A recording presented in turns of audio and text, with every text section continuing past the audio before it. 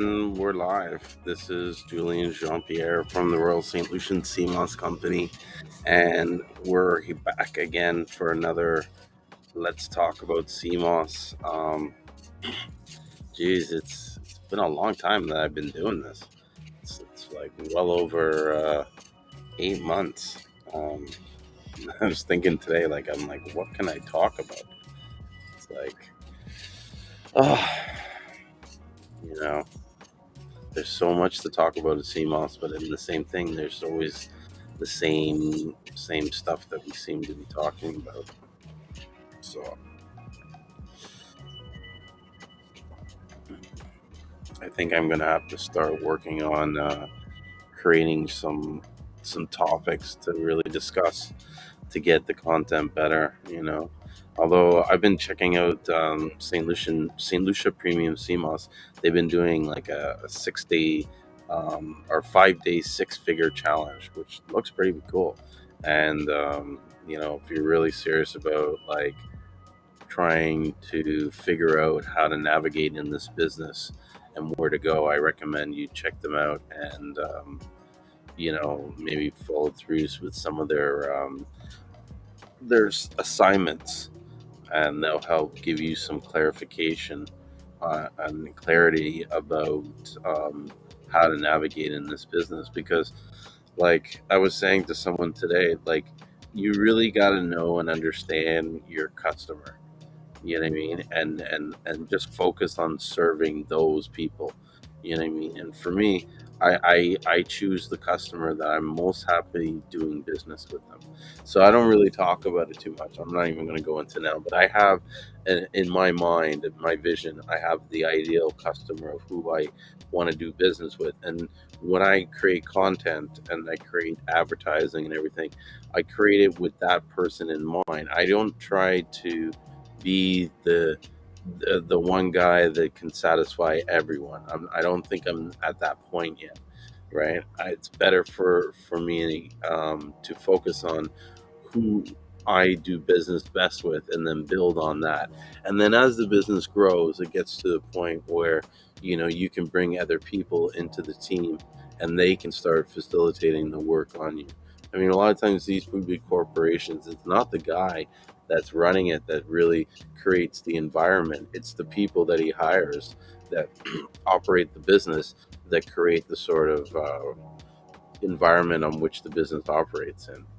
And so I think, like, until you're that stage where you're building a team and you're regulating employees, it's better to concentrate on the business that you are going to be happily getting.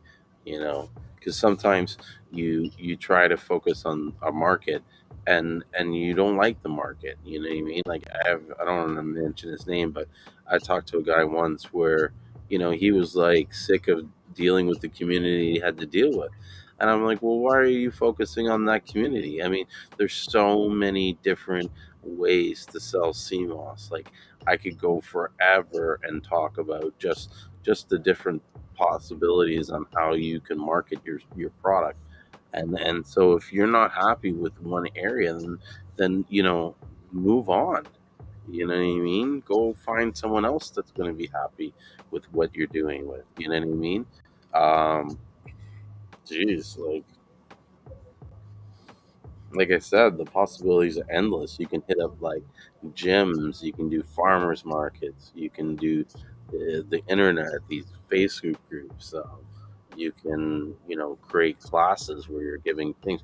You can hit up things like meetup groups where you're creating a group based on learning about health, and then you incorporate CMOS into that.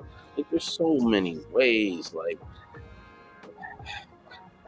you know what I mean? I don't even know where to begin. You know what I mean? But you got to pick the ways that you are happy doing it most, and then go for that. And then from there, you build on one after another.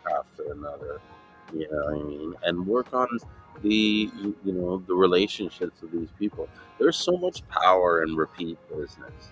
You know what I mean? All my business in real estate, it's 90% repeat business. I have clients that have bought, they buy a house off me like almost every year. And so to know these people and how these cultivated these relationships, it's like, you know what I mean?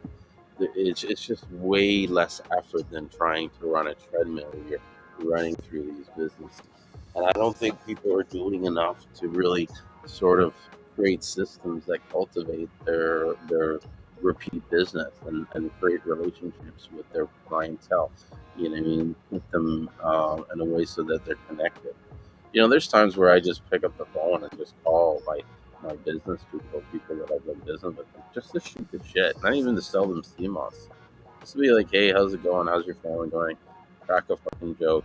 And sometimes, like most times, you don't do any sales, but what it does is it puts you in a good mood, and then you're more receptive mood to market and sell your product to other people. That's where I see the value and just keeping good relationships with positive people that are loyal to your brand or your product. You know, it's important to have that kind of in your sort of mindset when you're selling and producing. You oh,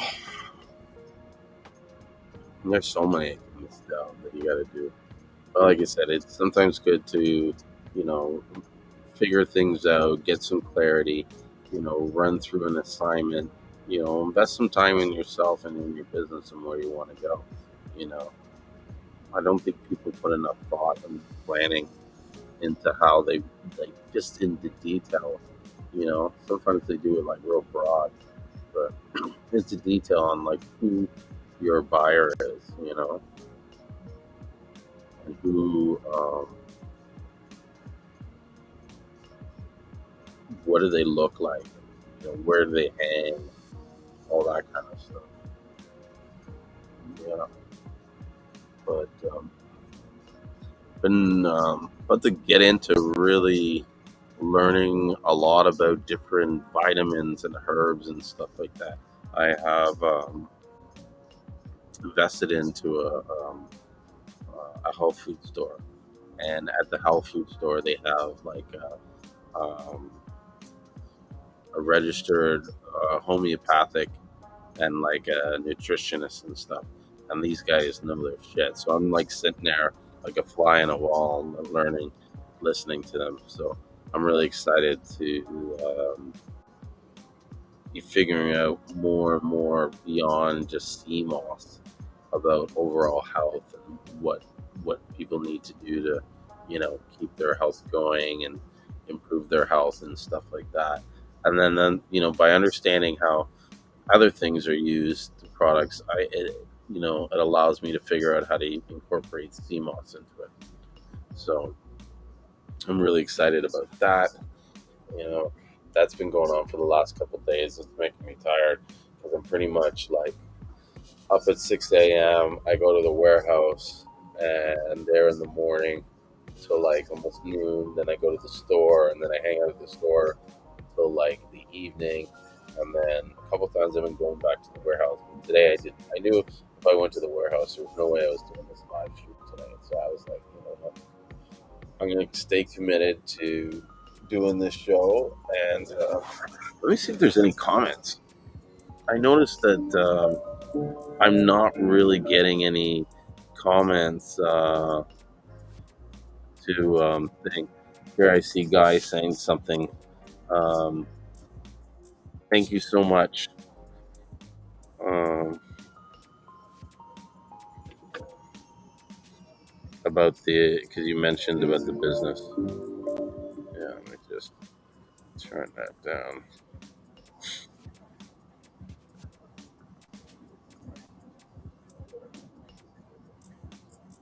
Yeah, I gotta send a note to these guys and see why I can't get the comments showing. But not sure what to talk about now on CMOS. Why don't you guys put some questions in and see if there's anything? Um, I know that I've been getting a lot of questions lately on the colors of CMOS. And I'm going to be quite frank, I really don't know too much about the nutrient differences. I try to stay away from that. It's obvious that, like, by the way gold is produced and the way the colors are produced, that the colored sea moss is going to have higher concentrations of nutrients, for this piece of sea moss than the gold.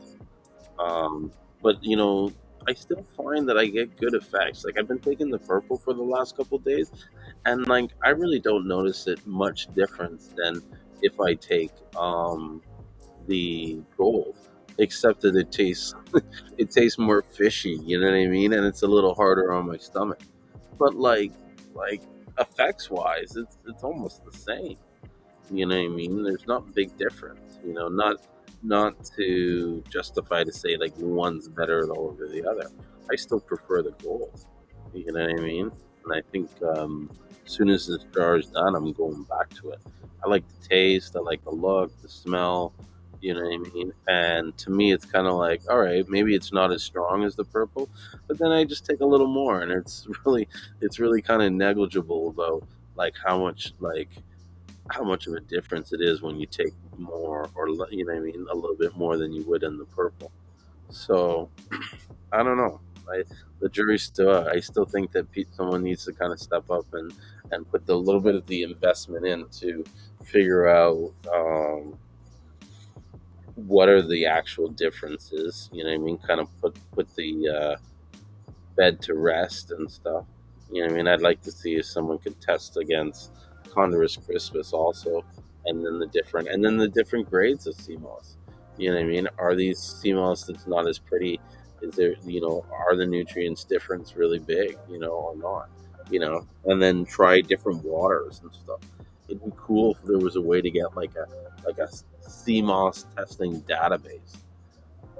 I wonder if there's something we could do to that, where we can say to people like, "Look, let's have everybody submit their test results," and it's just like, you know, I don't know, we got to do it kind of like anonymous or something like that, something where it's like you're not giving out too much details and proprietary information, but to be able to have like a database to say, well, this sea moss was harvested from this area, and this was the score, and this was the. Because I'm almost willing to speculate that, um, or say speculate, whatever. Basically, say that the quality of CMOS on a testing level is going to vary based on like the different areas that it's harvested from in the different countries and the quality of the water at that time. Um, Effects wise, that might be a different story. Like I said, the purple probably has higher nutrients, but do I really notice it as much? Does it really improve my quality of life? You know what I mean? Like, do I find I'm more healthy because I'm taking it?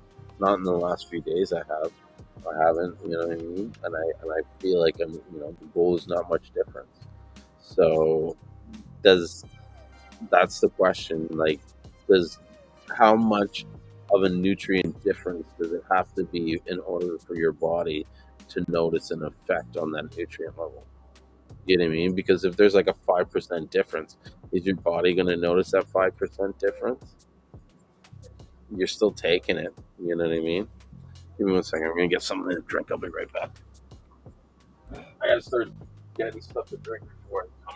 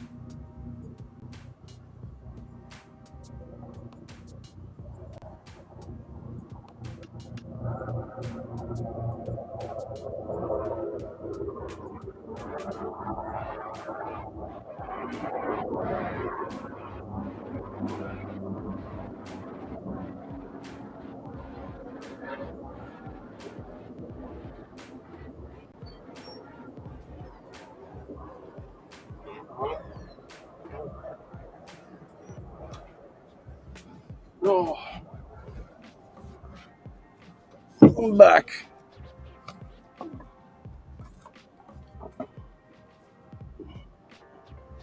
What's up, Ricky? Good to see you. Ricky left. He was there for a minute. Oh.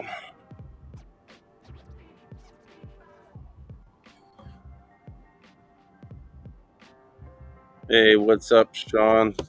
Good to see you. How's business going?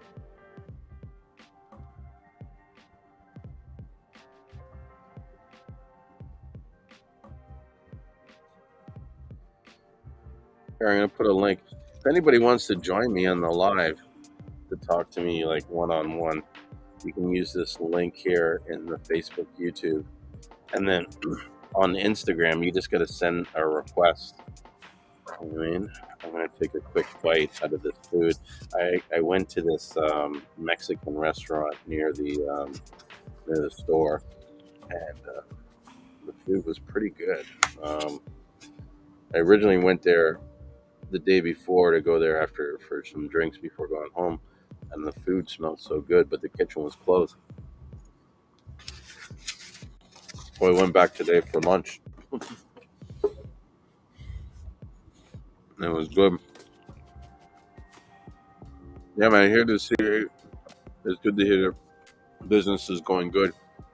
Some businesses fallen off for some people, which is quite unfortunate. Hey, Mason. You know what I mean? But it's good that like I was saying earlier, there's companies out there that are seeing that other people need help and they're putting out resources that will help there because really there's not much for people to really help them. They're all kind of like on their own and winging it. I know for us we had to wing it. It is a grind. You know, you're so right, Sean. But here's the thing I've realized: everything good, like everything you get that's good, you need to grind it. You know what I mean? Like you need to put some commitment to it. Every time I've talked to someone who has been successful at something, they've had to shut everybody out, like all their friends, you know, all their activities, all their, you know, extracurricular this and that. Like if you have time to watch TV and you're watching like a sitcom or some kind of TV show, regular series or whatever, I don't think you're putting enough effort. You know,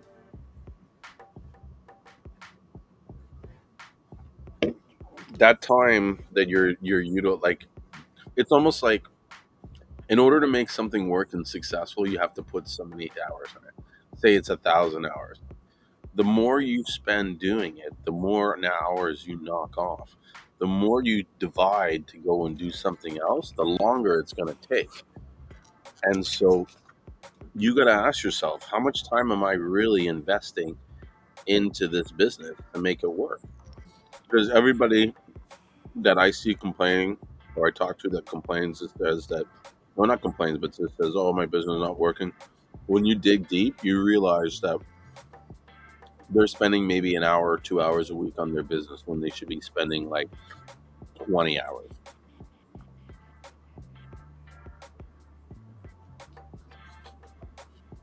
If I had to calculate the amount of hours that I personally spend on St. Lucian Seamoss, not even my partner, but I literally spend 6 to 7 hours working on the business a day. Yeah, man. Whether it's doing live streams like this, or creating content for social media, or responding to people's messages, or um, you know, putting yourself. I'm not even doing enough, and really, it's a numbers game. Like the more you, um, what do we call it? The more you, sorry, I got distracted here. Try going on Instagram.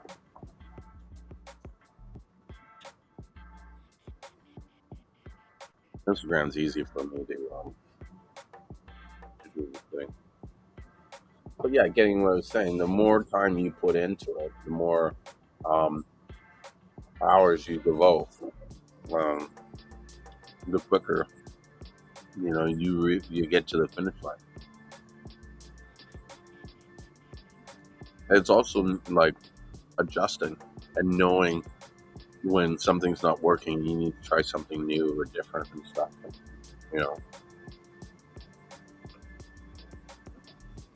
and and don't be afraid to lose any money to gain some business. Like today, we were at the store and this guy came in. Now we have this thing. I got to figure out how to change this, but because our the way the health food store works with the website, we have a fulfillment company that does all the drop shipping, all the packaging and fulfillment for our online orders. Now, not all the products are consistent with what the store. So when they go to the store, this guy came in today. He went to the store, and I think the product was off by like $3. You meaning in the store it was $3 more. So he was like, um, oh, it's a different price. Why is it more? So we explained. Sometimes it's higher, sometimes it's lower. I said, you know what? Here, you're here. You got the stuff. Fucking take it. You know what I mean? We'll offer the same price. But he ended up buying two of them. And what I realized when he did that, I was like, oh, thank you, God. Because whatever money I lost, I gained back on the second sale. So I probably just broke even. But I moved some product and he was happy and he will probably come back or remember the store. And if anybody says, oh, where should I shop? They'll be like, oh, go down to Down to Earth. Those guys are cool. They're not like Healthy Planet where everything is like, boom, like everything's strict, like everything's all corporate and has rules and stuff. Whereas Down to Earth, the guys are cool. That's the kind of business I want to run. Yeah, it's like where everybody's cool. It's easy. It's like, oh, whatever. You know, your health's important. You need these vitamins. You know, and we'll work on the relationship. You know what I mean? The the people will continue to. It's almost like you got to go through some of these duds to find the loyal, good customers. And so, you know, for all I know, I never see this guy again. But there's a greater chance that he'll come back and he'll remember how he was treated. And you know, it all works out. That's what I learned. You just got to work, do a good job, hustle. Don't worry about the pennies. Don't worry about the nickels, and they all add up to dollars. You know what I mean? They all average out in the end. Like you can spend so much effort trying to get the most and still end up, you know, in the same spot. Yeah. Don't try to cut corners. Don't try to get advantage or, you know, be super efficient. I always find that stuff in the end doesn't work. As long as you're working to provide a service and you're doing a good job and you're working at being better at providing the service, it will all balance out. Right, Mason?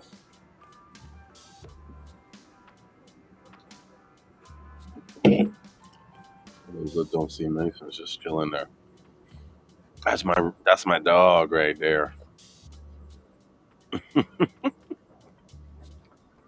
He just he likes to hang out with me. He hasn't seen me. Oh shit! He hasn't seen me all day. That's why he's out here. He's just like, oh, let me spend some time with my boy. Right, Mason? You a good boy? Are you a good boy, Mason? Yeah. He likes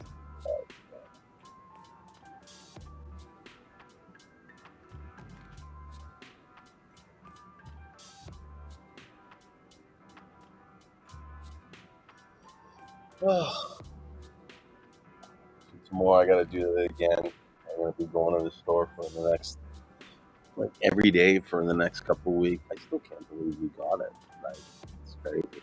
I gotta even stop talking about it too much, man. But I want people to come and shop at the store. So if you're looking for any herbs, or, well, not herbs, most supplements, vitamins, we have different sort of foods and stuff like that. Check out our website. It's www. Actually, let me look it up here. Down to Earth Natural Food.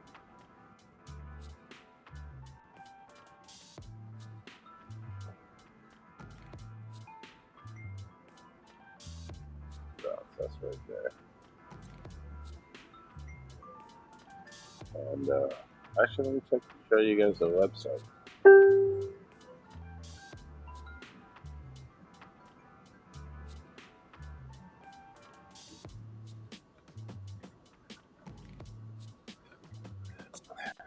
This is, maybe I'll do this for the Instagram people, because I don't want you guys to feel left out. So here's the website, the Down to Earth.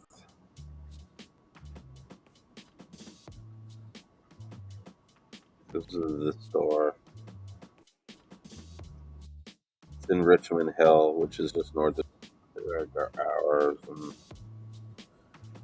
there's a blog on the website and stuff. This is the stuff inside the store. We got lots of different vitamins and supplements and oils and stuff. And let me go to the website.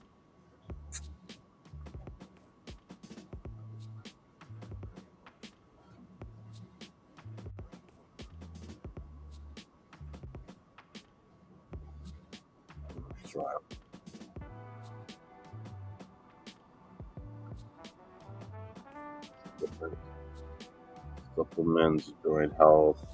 They got all the brand natural factors and stuff like that.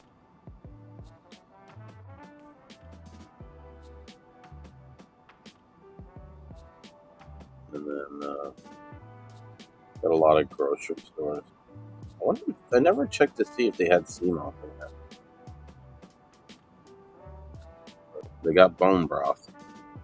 They got a lot of Bell products. Bell, apparently, these guys are like really good. A lot of people love this shit. It's all aromatherapy, essential oils.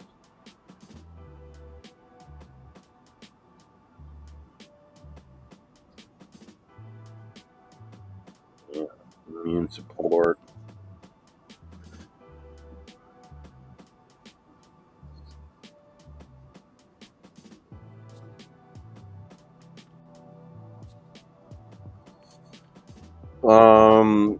Some Seamoss has thick roots just because the way it was grown was probably in hardy conditions. And then, there's all parts of the Seamoss that grows that is like thick. You know what I mean? Like, imagine it's a bush, and so there'll be, as bigger the bush goes, the the thicker some of the branches is going to be. What's up? Big big blessings, no stressings. Just real life lessons. What's going on?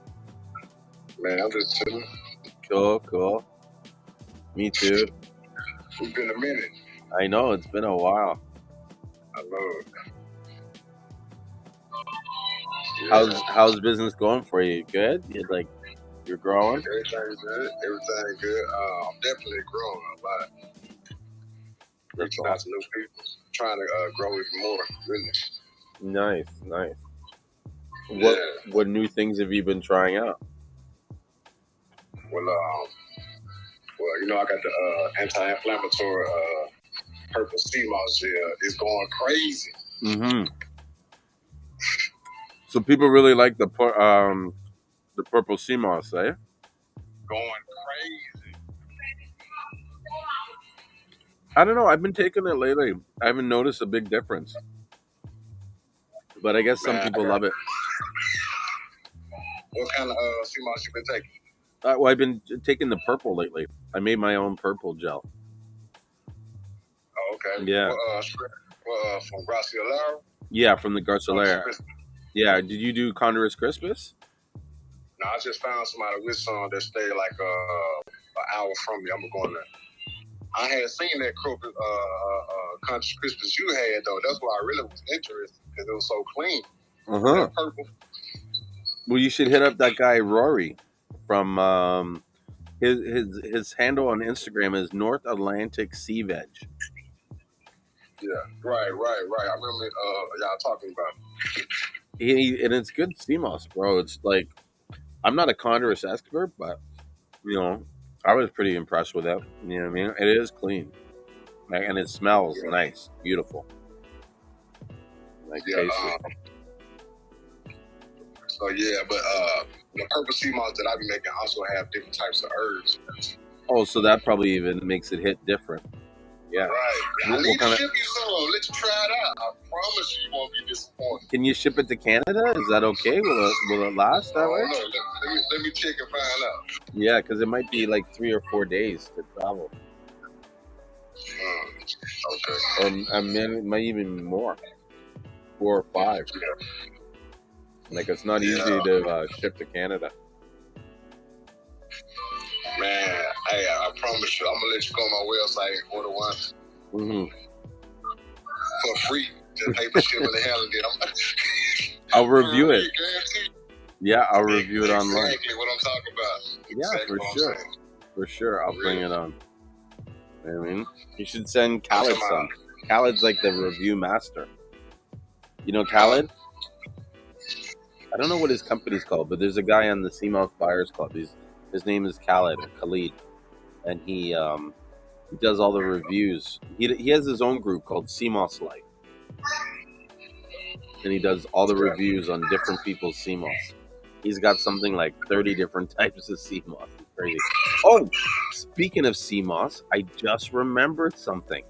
I got a package of Seamoss, and I've been waiting to open it up on this live stream. There's a group called Seamoss Canawoon. They're from St. Vincent, and they sent me a Seamoss package. Oh my gosh! Give me 1 second. Let me grab it. Sorry. All right. What's up?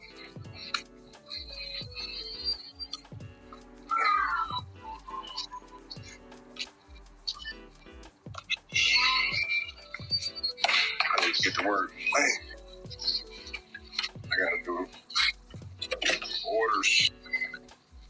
But as always. What's going on, Mason? I'm back. Oh yeah. I'm back, and I got a banana. Yeah, I want to grab this. What's that? Just some ashwagandha. Oh, nice. I saw that too at the store. Yeah. Did I tell you we invested in? We bought a health store. Yeah. You bought a house? No, a health food store. Yeah, I was just looking at that. Yeah, I'm really excited. That's what's up. Oh yeah. It was one of those opportunities that just came like out of the blue. Was not expecting it, but like when you see something, the door open, you got to run through it. You know. There you go. So here's the unboxing. Look at that. They labeled it nice with my name. That is really nice. Nice packaging. And then what we got here. And look at this. Nice bag sealed. So this is the I think it's is it the mixed spectrum or it's a few. So they got a label on it. Tells you the ingredients, the benefits. It's nice packaging. Even has the date on it. I wonder if that's the date harvest or the date. I'm gonna ask them. But let me open it up and check out the Seamoss. Have you ever seen the Seamoss from St. Vincent, Sean? No, I haven't had St. Vincent Seamoss yet. Me either. I've seen it before. Yeah, I mean, it looks a lot like St. Lucian Seamoss. Oh, I forgot that. Oh, so there's different samples. So this is their green. Nice. Yeah, take that out. Let me open it up. Yeah, you can't leave it in the bag, you know. Let me get a closer view. I can't. I got it. Oh, there we go. So, smells Okay, good. that's green. What? This is the green Seamoss. That's light green too. I ain't know. Yeah. I seen the dark green. Uh-huh. My first time seeing like the light green like this. It's not too light. You know what it is? It's partly because of the way the light is. Maybe if the light, maybe if I don't shine it so much on there. But right. It's not light green like I'm saying it, but it's lighter than the kind of normally yeah, used to see. I know there's some green I've seen where it's like turquoise. Yeah. And then this is their mixed one. Looks I like. want to see what it looks like hydrated. Yeah. Well, you know what? Yeah. I'll put some in the hydrator and then see how it goes. But this is their full spectrum. It looks like. Smells good. One to me is like I always like the smell. Like it doesn't really tell you whether the Seamoss is good or not, but it's just good to have good smelling Seamoss. You know what I mean? As opposed to Seamoss that smells bad.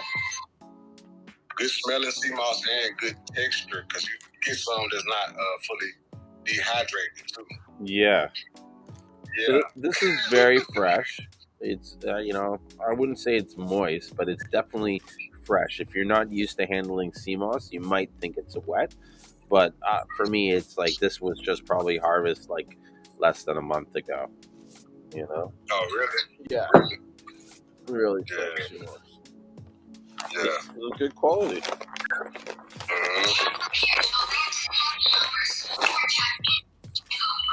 This is their gold. Oh, let's check out their purple. Their purple looks nice. Check it out. Yeah.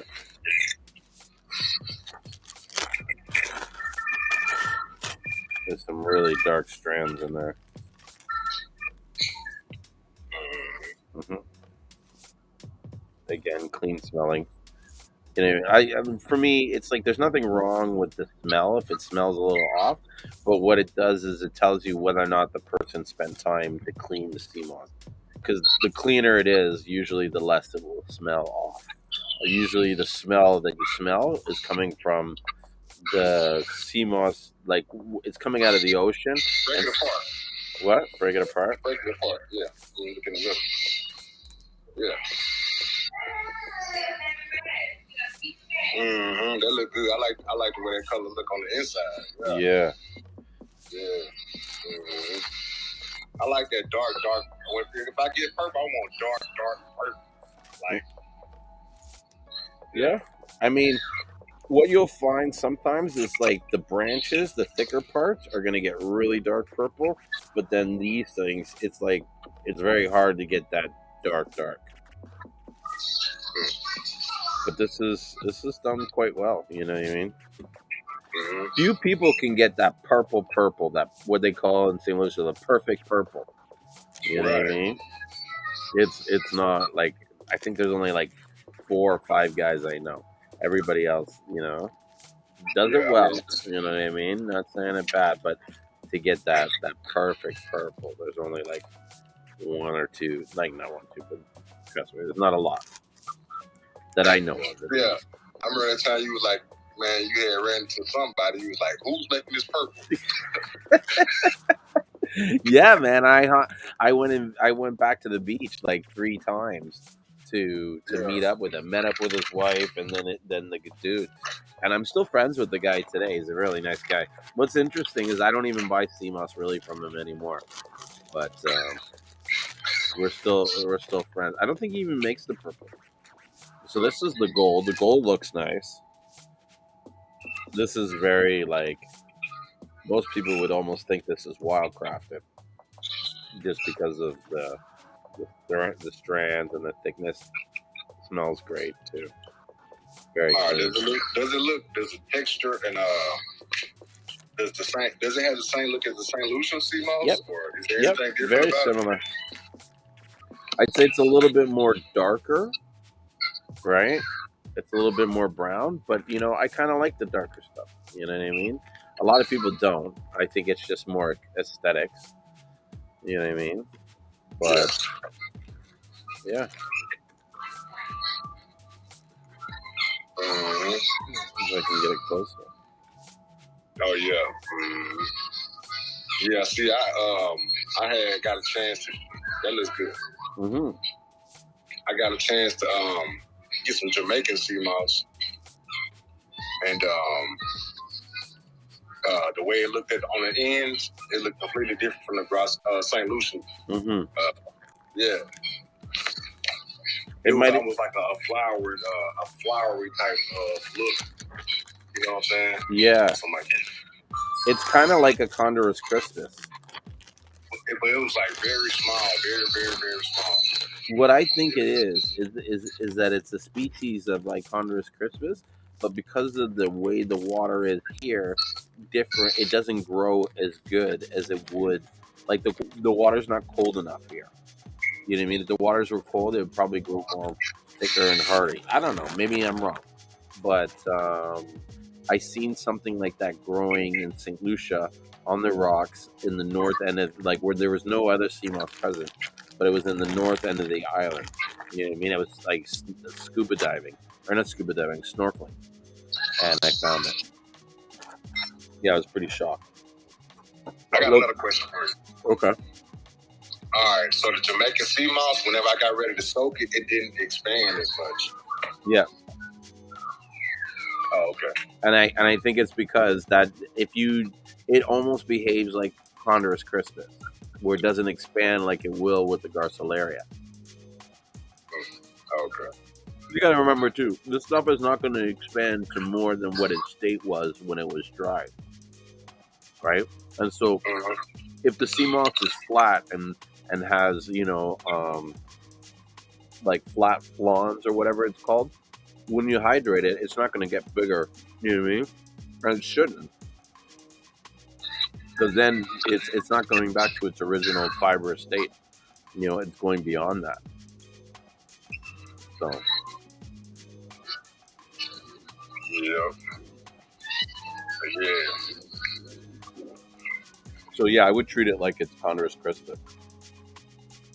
Yeah. I don't think. And another thing about it, it didn't really blend up. I had to add like alkaline water and then warm it up almost like a boiling state for it to break down completely. Mm-hmm. Yeah. Just like Condorus. Yeah. Oh, really? Oh, all right. Mm-hmm. That's why I say it's like that. Oh, okay. I almost think it is, because when it comes to the blending and processing, it's almost identical. Having some good tea here. What's the tea? What's in the tea? We got mugwort. We got valerian root. Oh wow! Got a splash of elderberry in there, and some agave syrup. Sweet. You know, we started selling wholesale herbs now. So we have like wholesale soursop, bay leaves, vervain, stasiolata, cerasee, lemongrass, what do they call it? Beaver grass, and raspberry leaf. Now, you mentioned something that I'm interested in that you already know. The blueberry vein, and also you mentioned something about the cerasee. Yeah. And I won't mind getting some of that too. All right. Well, give me a shout. We'll work out a deal. I'll give you a nice price, like off the social media price. For sure, we'll definitely work out something. Mm-hmm. Quick question. So yeah. I know one of my cousins hit me up and he was like, he had some cerasee, soursop, and one more other detox. He took all of them at one time. He got like real jittery or something like that. I was like, man, yeah, you probably overdid it. Yeah. I haven't. I'm not too familiar with these stuff. I'm still learning the different herbs. But I know when I first took Seamoss, I got real jittery with it, and it was because I feel like I took too much. You know what I mean? Yeah. So it's probably the same with these other herbs. You know what I mean? They're going to have heightened effects in higher doses. So here, Angel Face says, "Hi guys, a lady was asking me when you blend Seamoss, are you supposed to see small pieces left in it? I mean, some Seamoss you will, but like ideally you want to blend it to the point where it's all smooth. Usually some heat, hot water, or blending it till it's hot. That takes care of that. So, what's in the bottom there? Herbs. Yeah, Just you know how whenever you get ready to strain it, yeah. yeah, you gonna grab everything. So I was working with a small one of these, Uh huh. and That's not gonna work. it's only so small. If you can see the hose. Yeah, Like, that's for like drinking. That's for or not drink. That's for like when you put it in the sink or something like that. You know what I mean? well, I'm about to say, you wow, man. But you are right, though. They do make those for the sink. Some of them. Yeah, that's what it looks like. Yeah. So that was the smallest one I had because all the other ones, the holes are a little bit bigger. Yeah. So as I got, so I was like, I gotta get the smallest one. So I did the best I could. So hey, sometimes something just falls through the cracks. You gotta just more benefits for me. Well, Sure. I have a buddy who has a term and he calls it ghetto but effective. Yeah. About the benefits. Yeah, as long as it works. You know what I mean? Exactly. That's what's important. Yeah. Facts. It just has to be effective. Yeah, man. Shoot, man. But everything is good though. I got orders. I got to do right now. Yeah, you're always up late doing the orders, eh? That's your time to get it done. Yep. I'm actually, I ended up hiring someone, and so I'm like loving it. Like normally I'd be schlepping in the warehouse right now trying to put orders in, but my cousin, when I went away to St. Lucia, I had him and my brother help me out, and so I guess he likes the job, so he wants to keep it. So he's on it like every day. He gets mad if he shows up and I'm already at the warehouse working. He's like, I'm gonna go do that. So, I give him. I don't want to take the job away from him. So, yeah, that's good, man. I'm telling you. So those long hours in the warehouse. Yeah. Hey. Well, now it frees up my mind. Now I can work more on just doing the content and the promoting and the marketing and stuff. Which reminds me, I gotta like order boxes. Oh, we're like so out of boxes. I think I'm gonna have to spend like $1,000 on boxes. I spent a lot of money on boxes. I'm telling you, because I'm at the point now where like, all right, do I stock up to the point where I'm like overflowing with product, or do I just wait till it get like that's what I'm having to deal with right now as far as like keeping up with the shipment of like stocks, like product that I got, like all my containers and my jars and stuff like that, and styrofoam. It's like, do I buy more? It's just, I guess, like you just keep buying so you don't ever run out. Never. And you got to know when to re-up before you run out. But then also, don't be afraid to buy a lot when you're getting it on a deal. Like that to me is when you buy. That's when it makes sense to overbuy what you need. Is you're saving the money because you're going to buy it anyways. And if you can save a few bucks, it just makes sense, right? And so that's what I would kind of look at. Or even if you can buy the supply, if you know other people that are doing what you're doing, you should find what supplies are mutually like what you guys are all using and buy a shitload of it and then off-sell some of that stuff.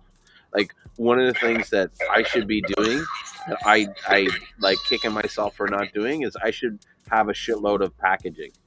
Do you know what I mean? Do you know how much packaging of this I could probably sell if I just had it and told people I have it to sell? You know what I mean? And I would have to buy the packaging anyways. And I could say, these are the right size bags for this size product and blah, blah, blah, because I'm doing it for myself anyways. You know what I mean? People will buy it just to take the guesswork out of it. and they're buying it on Amazon already. You know what I mean? I know I can beat that price. Right. So I think that's, I don't know, one of the many things I got to get around to doing. But I think now that I have the free time from the warehouse, I'll get to it. Yeah, it'll be good. Yeah, man. And promotion is big, though. Promotion is really big. Mm-hmm. How are you promoting for your products? I'm doing more in the city work right now. I'm trying to get more involved with the community and stuff like that, and really just get my face out there and let people know what's going on and educate people and stuff every day. Mm-hmm. And teach one, and then that person tell that person about me, and so on and so on.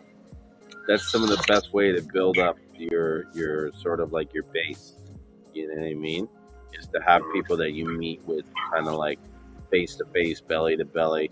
I've always felt that those are the best sales is when you're meeting the person and connecting with them, because you can convert them a lot higher and easier than running an ad. An ad, you don't know who that person is that you're pushing it to and how they're going to perceive it. But when the person's in front of you, you can read them and see what they're about and mention things. You know what I mean? Like each person, you can have a different way of how to pitch the product to. You know? Right. Yeah. So it's good. Yeah. Keep doing it, and then just keep inspiring other people. Because I feel that when you help other people and you bless other people and you motivate them or whatever, they give a little bit of that energy back to you. You know what I mean? And then that helps you function in your, because we all need energy to move, right? You got a good point. Yeah. And so you get that out there and you do all this stuff, it makes you feel good. And then if you're feeling good, you're putting out a good product. You're putting out a good product. People are going to respond good to it. You know what I mean? It's a chain reaction. Mm-hmm. You got a good point about that exchange of energy when you're doing something good for somebody, and then they give you like some feedback, so especially some positive feedback. Mm-hmm. That's not half the reason, but that's a large reason why I do nice things for people. Like part of it is to do nice things for them, but the other part is the feedback that I get, the energy that I get back that makes me feel good. You know what I mean? Because I'm in a position to help these people and do good. It makes me want to do more, because it's like, well, imagine if I was in this position. You know what I mean? How much more I can do, you know? Yeah. How much? How do you gauge how much you give? Do you run out or just like enough? That's a good question. Because I know it makes me feel good to just give, and I look up like, hold on, just bring it back a little bit. Yeah, see, it all depends, right? Because I always listen. I always try to use the Holy Spirit as a guide. I listen to Him and what He directs me to do, and I give according to that. You know what I mean? And I do things that I know, like He will speak to me and say, like, you need to do this. This would be the right thing to do, and then you just do it. You know what I mean? Some of these things I've done, it has been like, you know. Like, I gave a guy in church a bed. I just bought a bed because he needed a bed. I found out he was sleeping on a couch. You know what I mean?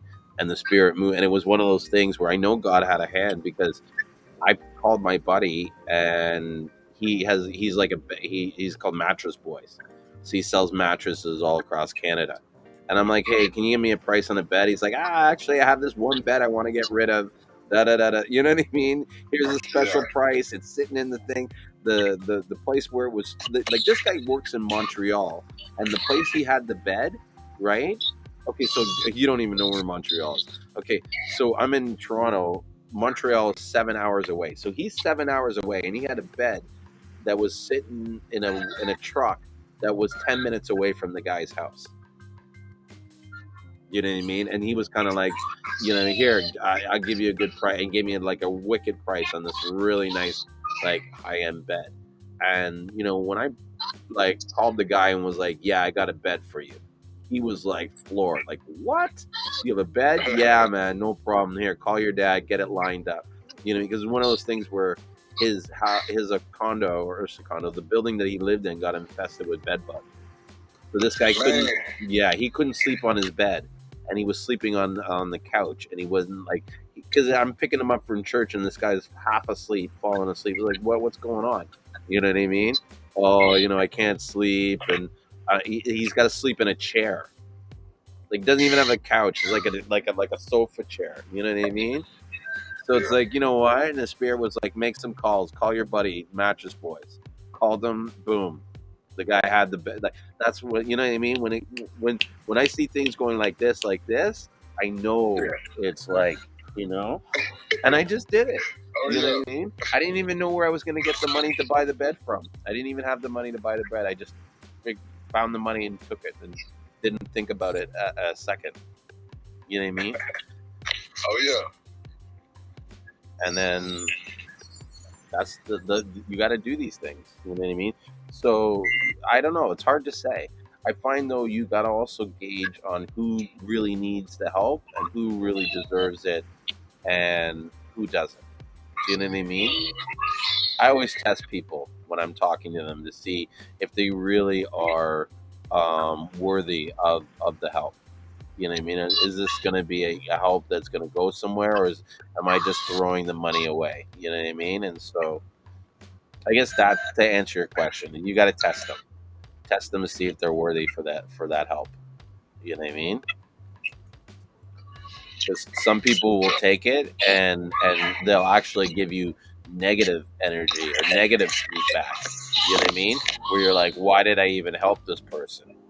Like, I know it. well, and here's the thing: you gotta help a couple of those people to learn how to identify them. So you can't turn around and say I don't help anybody. Do you know what I mean? And another thing is sometimes you're gonna help people and get burnt, but that doesn't mean that you don't help anybody. Do you know what I mean? Yeah, It's just yeah, that yeah. your job is somewhat just to do the help. Do you know what I mean? Because the blessings that you get is never going to come from that person. Do you know what I'm saying? It's going to come from another way. This house store that we got, I'm telling you right now, bro. I can't talk about it on air. I'll tell you in person, but I'll say this: it was a blessing. Okay, Oh yeah. there's no way, no one can tell me that God did not have a hand on this. He guided Right. me the whole way through, told me what to say, what to do, everything. Trust me, bro. Like, I did not do this on my hand. Like, it was like I'm still shocked we have it.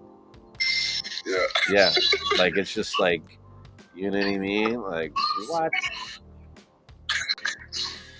Yeah. Yeah, It be like that though. That's how it happens. yeah. But it's a gift and it's a blessing, and I appreciate it. And I'm going to work my ass off to bring it to, you know what I mean, another level, so that it can push not only me forward but my partner. You know what I mean? Yeah. Like, think about that. He took a bet on me, and now he's got this.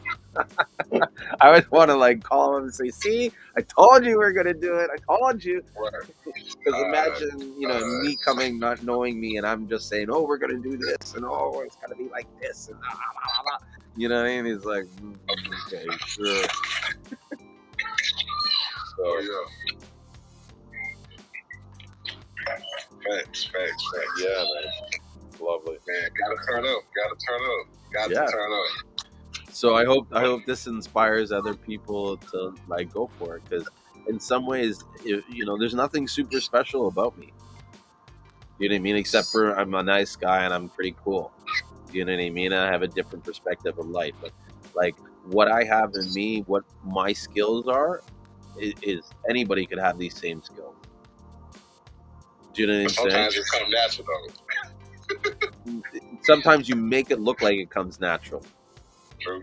Trust me, there's a lot of fakeration. You know what I mean, in this world. Yeah. You know what I'm saying? And there's a lot of times, you know what I mean, like I make it look like it's easy and I'm calm, but a lot of times people don't see some of the shit I do on the back end. Do you know I know what I that's mean? right. Yeah. Like I probably studied at least 1,000 hours reading on Seamoss and stuff. And to this still day, I still do it when I have time. Watch videos. 1,000 hours. Well, maybe not 10,000, but at least, yeah. Did I say 10,000? I meant to say like 1,000. You said 1,000. Yeah, okay, 1,000. So and this is where I estimate it. So in the beginning, before I really launched the business, I was in St. Lucia from March. We started the business in May. So definitely from March till May, I was stuck in the house. At first, I had 2 weeks of quarantine, so I couldn't go anywhere for 2 weeks. And the only thing to do at the house was either to work on the computer and study, or watch the same 5 programs that my dad watches every day. Judge Judy, um, You know how they go. yeah, Judge Judy, Wheel of Fortune. Uh, what is it? With the Steve Harvey in it, Family Feud, Family Feud. Jeopardy, and then I said Wheel of Fortune. So I think that's all of them. You know what I mean? Maybe it's 4 shows, but he watches those shows religiously every day. Right. And then he was always watching this. Oh my gosh, bro! They had this like music station that kept playing the same 15 videos every day.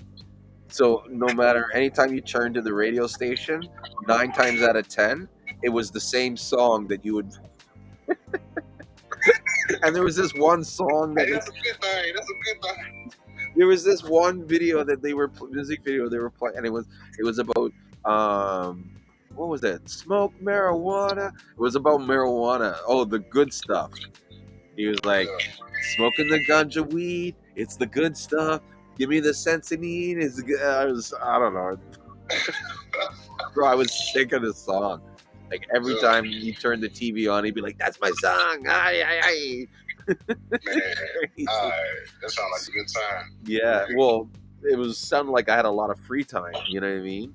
And so that's where I was like reading all the videos, watching stuff.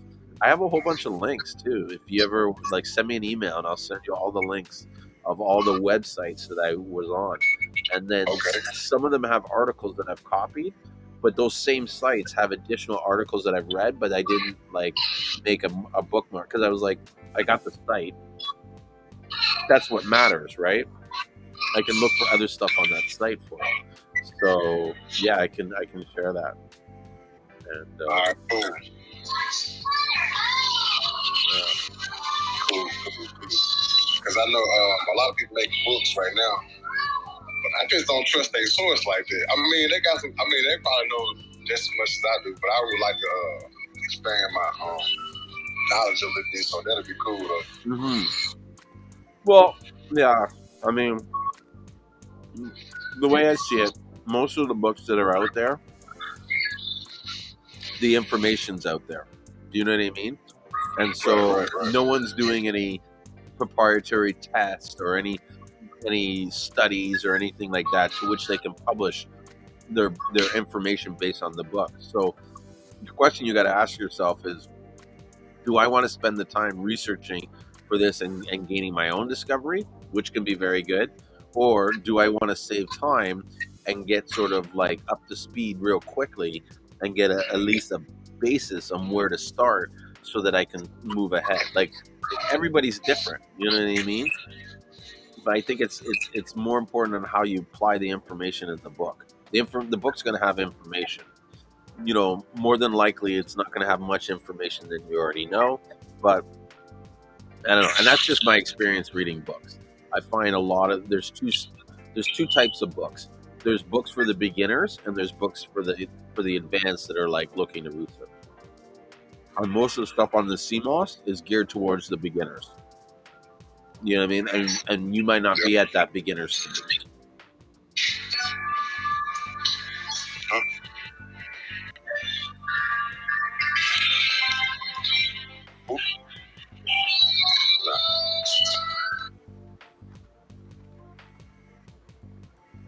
But you know, there's actually, I put a link here in Instagram.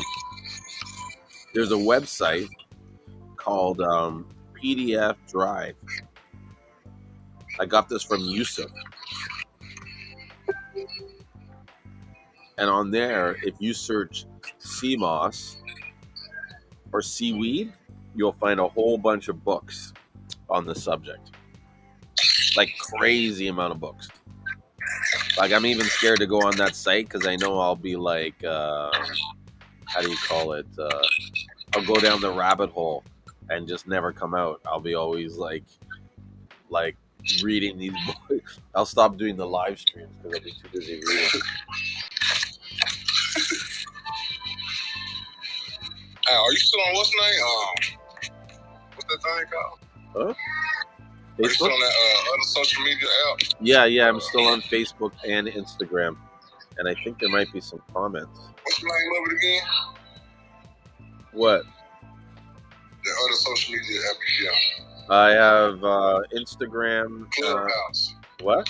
Oh no, I don't have the Clubhouse anymore. Oh. Yeah, unfortunately. And the reason being is that I got to get a new. I had so many devices, and I know you did. yeah, Man, that was so. You was working all of them though. Hey, all you see was looking you read. that's it. We got to get them all going. But man, how many devices you had going at one time? I had the laptop, the iPad, and the iPhone. So what? That's three devices. Oh, okay. Not bad. But yeah, I ended up leaving the iPad in St. Lucia. Say what? I left the iPad in St. Lucia. I didn't bring it back with me. Yeah, I actually gave it to my partner's son because he had this arrangement that if he did well in school, he was going to do it, and he did so well in school that I was like, when he told me the story, I was like, well, this guy, like, because it would have took some time for us to order the iPad, bring it in, do all that stuff. I have this iPad here. I'm like, boom, you can give it to him. You know what I mean? Like these are the times where you do those kind of generosity things, right? I didn't think about like how much I got the iPad for free. To be honest with you, I didn't pay for it, so you know what I mean. It was easy to kind of gift, and the kid deserved it, and it changes his world, and like to me, it sets the tone. Like it's important for us as men at this age to guide and influence the younger generation. You know what I mean? Because there's going to be a point where we can't do shit in this world, but we still got to live in it. Do you know what I'm saying? Like when I'm an old man, I want to live in a nice world where nice people are around, where the guys are not. You know what I mean? If we don't take care of these kids and they're all fucked up, our world's going to be fucked up when we go to retire, and there's nothing we can do about it. It'll be like the worst suffering ever. I know. I think about the craziest things. I can't hear you. Yeah, I mean, that's what it all starts. The kids. No, it's true, and they haven't. We haven't done enough in the last few generations to really help them get on the right foot or get the right mindset. You know what I mean? So I know for my kids, I'm making sure that you know, and any kid around me, you know, on top of that, you know, I'm making sure that they have great opportunities and choices, and they know that they have options, you know, and a lot of the options come down to how the choices they make. Sorry, I just gotta put the awning out more because it's starting to rain, and so I'm out on the back deck, and so I have to put the awning out so it doesn't rain on the computer. Can you hear the rain? I was saying, can you hear the rain? It's raining here. Oh, you got your music on loud. You can't hear anything. No, I'm asking if you can hear the rain. Oh, yeah. Can you hear the rain? No. It's coming down hard. Yeah, I hear it. Mm-hmm. Oh, you outside, huh? Yep. Yeah, I'm on my deck. I'm on my back deck here. Right. Yeah. And then I got this light right here. Yeah. Man, because I sure was like, man, I can hear that rain just too good. Like, that the window must be open or something. Yeah, it's like right above me because I have Oh, I got you. I got you. the It's awning not there. loud or anything like that though. Hmm. Yeah, I love them good rainy days like this. The rain just like a little soothing, light rain, not too much thunder, nothing like that. Hmm. But sometimes though, that thing, right, it just relax, put you in a relaxed mode. Yeah, it's calming. That's what it is now. It's kind of like a little pitter patter, but I can slowly hear it getting louder, and you know what I mean, like stronger and stronger. But whatever. Maybe in a little bit I'll retire and go inside. Yeah. Oh, I probably won't do the live stream too late. I'm so tired, bro. What days are you doing them on? Same days? Huh? What days are you doing them on? Same days? I do them on Sundays and Wednesdays. Yeah. Mm. Yeah. 'Cause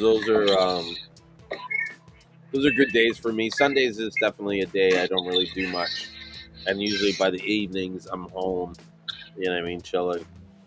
And then Wednesdays is kind of like middle of the week, and it gives me opportunity to like plan other stuff. You know. Mm-hmm. Yeah.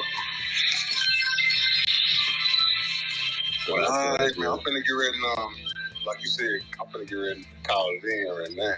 Yeah, yeah. Well, you still got more orders and stuff to do, right? Or you done Yeah, them all?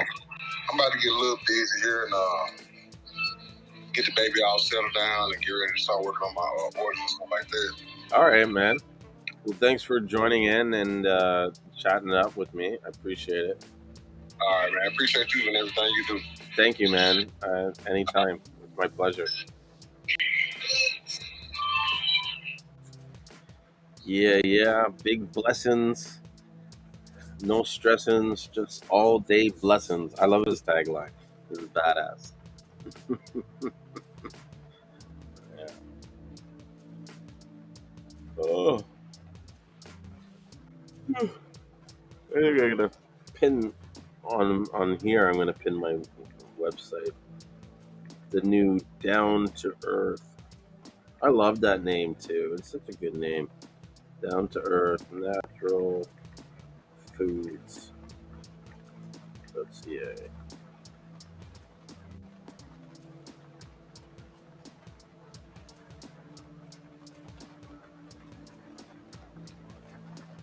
Yeah, I'm gonna find out tomorrow. I'm gonna call the guy that does all the fulfillment for us, and I'm gonna see if they can ship to the states. Hopefully, they do American fulfillment. That would be really cool. And then I could start offering you guys some specials and stuff from all the different vitamins and minerals and whatnot. There's even aromatherapy here. Great stuff. Great, great stuff.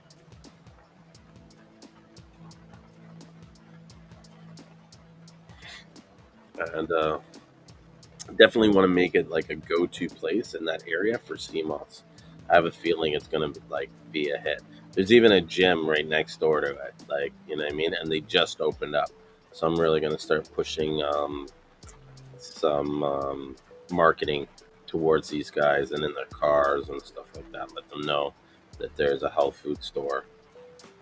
And they should check us out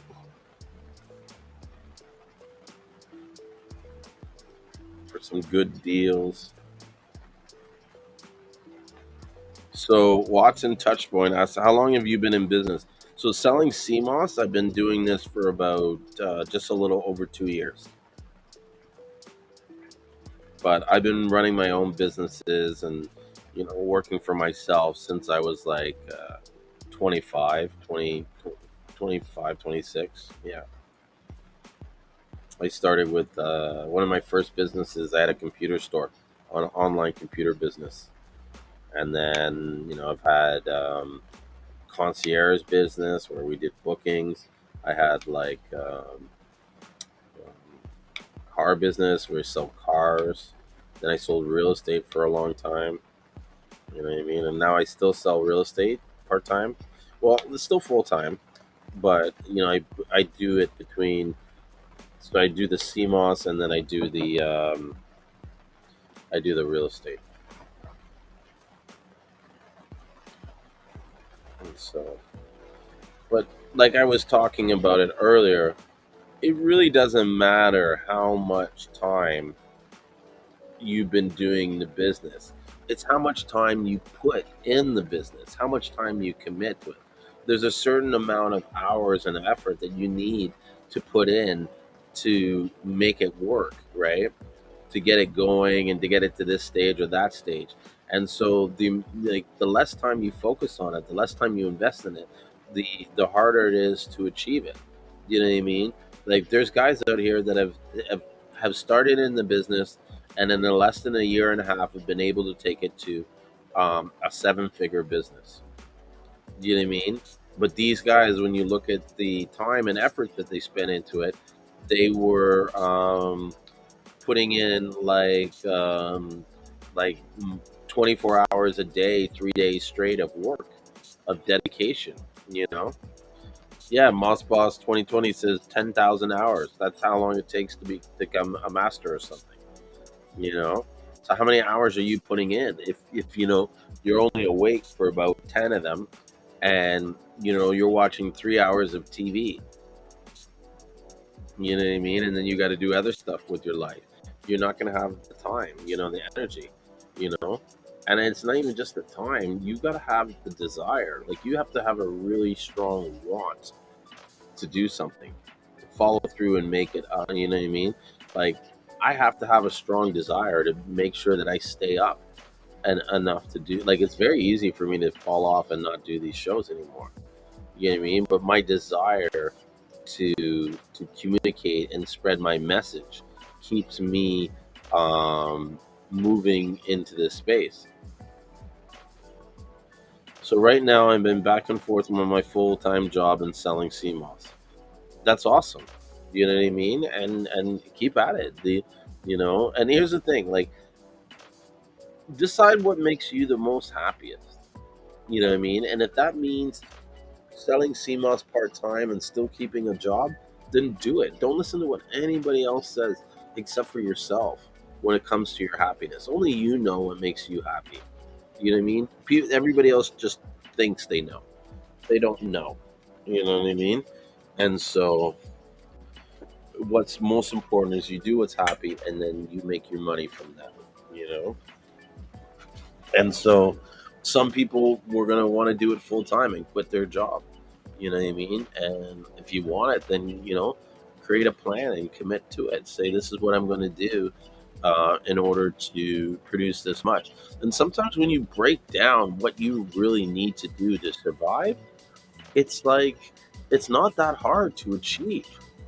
Do you know what I mean? Like if you look at like there's not enough people that are really budgeting their lifestyle. You know what I mean? They're not saying, "Well, I only want to spend this much, and I'm going to do this, and I want to make this much." No, they just kind of nearly really just do whatever and hope everything falls on a positive note. Which when you're taking that kind of risk, you can't always ensure that will happen. There'll be an occasional misstep.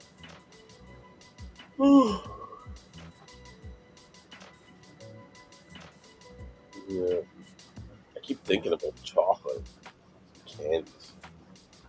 I think I might get some candies in a second. Take a quick break. I might even just keep this going for like another 15, 20 minutes and then end it.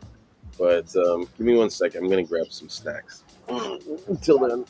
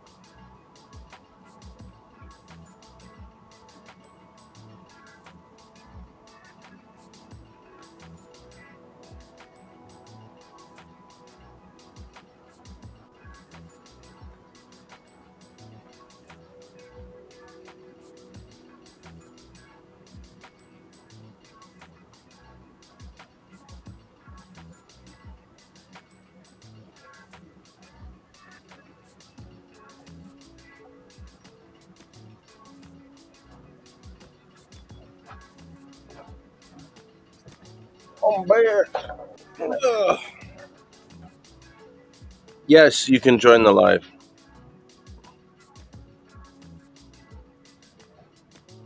Anybody can join the live. What's up? Hello. Hey, how's it going? I'm doing good. How are you? Good. Just snacking on some chocolate. I had saw that you had sent a request. I kind of got confused. I didn't see you come back. Oh, you know what happened? I went to grab the snack.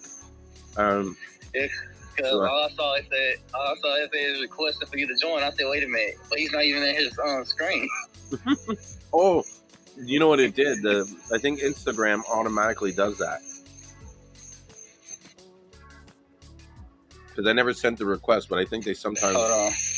I'm finna, right now I'm just now getting home from work. But I had saw you on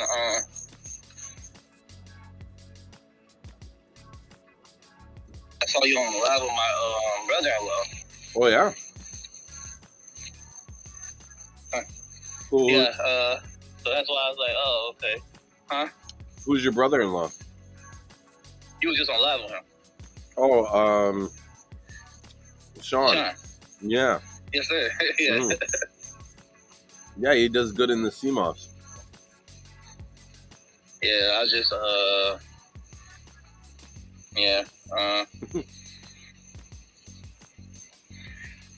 on. Are you in the Seamoss or? Sir? Are you in the Seamoss or you sell the Seamoss or no? I barely can hear you right now. You what? Let me get in the house. Oh, you're breaking up. Yeah. I'm just not, come on. Mm-hmm. What you were saying again? No, I was asking, are you selling Seamoss too? What do you do? Oh, Sell yes, it? sir. I've been selling Seamoss. I've been selling Seamoss actually for 8 months now. Nice. Yeah, I had started my business about in January. That's when I started the website, and then I learned about Seamoss last year around March, and that's when I started doing my research. I've never been a firm believer of starting something or eating something without doing the research. Of course. You gotta know what you're buying. You gotta know what you're buying. Yes, sir. Yeah. Yes, sir. Yeah, I had just recently started making some purple Seamoss. It's actually my first time making it and actually trying it. My brother-in-law had sent it to me. He had sent it to me on a deal. And since he had sent it to me, I'm a firm believer, if somebody give me something, I'm going to give back. So since I started making Seamoss gel, my first time, I'm finna ship 10 free Seamoss gel to 10 customers. Nice. How's that turning out? It's only just giving back to the community and the people who help my business get to where it's at right now. That's good. It's always it's important, I believe, to always find ways to kind of give back or give generosity. If you watch a lot of these people that do well, right, in the Seamoss or any business, they've had some kind of point where they were, being generous with something or giving stuff away for free. Like you have to sacrifice. You have to do things that are sacrificing things in order to get ahead in your business. And sometimes giving free Seamoss is a sacrifice. Yes. Mm-hmm. You're not keeping it for yourself to make more money. You're being helpful with it, So it's a smart move. It's good that you're doing that. You know what I mean? Mm-hmm. Yeah. Hold on. Let me show you. Let me get this. Yeah, so I just got some I have shipments of. I just received a shipment. You probably heard of them. Pecan, St. Lucius. Yeah, Pecan, St. Lucius. Seamoss. Oh, Piton Moss. Yeah, I know those guys. Matthew and Yeah, Janine. Matthew and Jeannie. Yeah, I think it's Janine or Jeannie. Yeah. Let me show you. They just actually have a deal. They have like a 45% off deal. Oh wow. Yeah, and I just ordered like 25 pounds. Nice. So yeah. Stock up. I just I just ordered 25 pounds because actually over the next, I'll probably say over the next for the rest of the year, I'm about to be doing like I guess a lot of experimenting with Seamoss, as in making experimenting with Seamoss, like making more stuff. Like one thing I'm trying to make is more skincare products. Like Seamoss body scrub, Seamoss hair serum. It's a lot of ideas I have. Those are good ideas. There's not a lot of people doing that stuff right now. You know what I mean? So there's not too much competition. Yeah, but not just that. I mean, technically taking this class that sometimes Jenny and Matthew is actually doing right now. Yeah, the 5-day challenge or whatever. Yes, I've been taking that class. Awesome. My third day, and actually, I think supposedly, I guess in 3 days I have actually learned a lot of stuff. How to market stuff. They've really. I'm trying to find my computer, but I can't find it. Yeah, they put a lot of effort into that course or into that resource. So I'm glad that it's like people are getting value from it, and I hope they're getting more business from offering that. You know what I mean?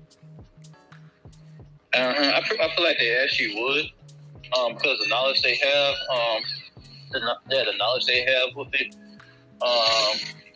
Of course, I feel like what's going to help is since they know all that information, you connecting with the people who are trying to figure out, who sell good Seamoss and stuff like that. With that being said, a lot of people probably gonna go to them as a supply resource.